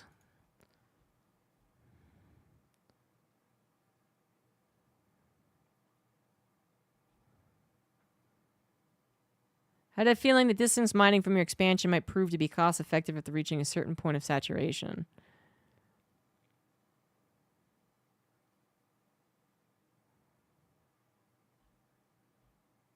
Wow. These images actually had a lot of what he was talking about, because without these images, I have no idea what he's talking about. Where's the TLDR? Where's the summary? Does an inherent 2-base bottleneck exist in StarCraft 2? But this is the one that's before Legacy of the Void, so this still isn't... This might not be the exact one I was thinking of after all, but I definitely remember this one. But there was one that was done after Legacy of the Void. And it was comparing the mining of that.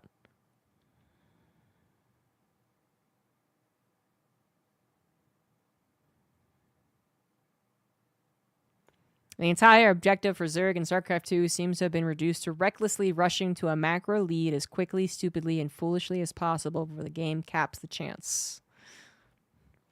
Will larger maps save StarCraft 2? This was written in 2011. What need do players have for 14 expansions in a game like StarCraft 2?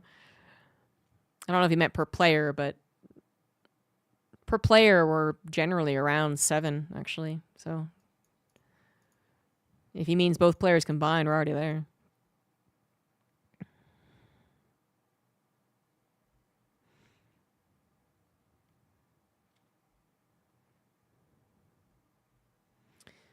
Math. Who's the Italian guy so good at Zerg? You talking about Rainer?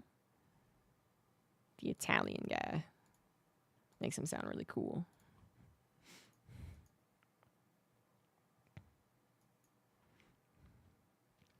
Thank you. I am going to head off for the night, though. So thank you all for your support today. I got a lot of bits and gifted subs. I don't know what made you guys so generous today, but keep eating the Wheaties if that was it. I really appreciate it. I'm going to host up Pig, who is trying Against the Storm. I don't believe he's played much of it. So this is another game that I know more than him. So I will lord that over him for the limited amount of time that will be the case. Pig does all the things you're supposed to do, like learning about the game. So eventually he gets better than me. But yeah, I think this. I love Against the Storm. I'm a little tired of it, but I've also done almost everything in it. So there's only so much a video game can give me. I'm okay with that. Just load it over them no matter what. We did the StarCraft cast, and I'll be like, remember the time I was better than you at Against the Storm? He pronounces the H in Herbs. Herbie fully loaded. I don't know. I used to. I mean, I definitely am a person who reads and then learns the pronunciation after. Today I learned that there's a couple of CSGO talent that say preface instead of preface. And I get to lord that over them next time I think about how good they are at their job. Freya, more like... No, I can't insult her. She's really good at her job. But she says preface instead of preface. So there's... I got that going for me. Anyways, good night, guys. Have a good rest of your Thursday or Friday, wherever you are. And I'll see you all tomorrow for... I don't know. We'll see what I feel like. Free, yeah. You got him. Good one, Barrett. Okay, bye-bye.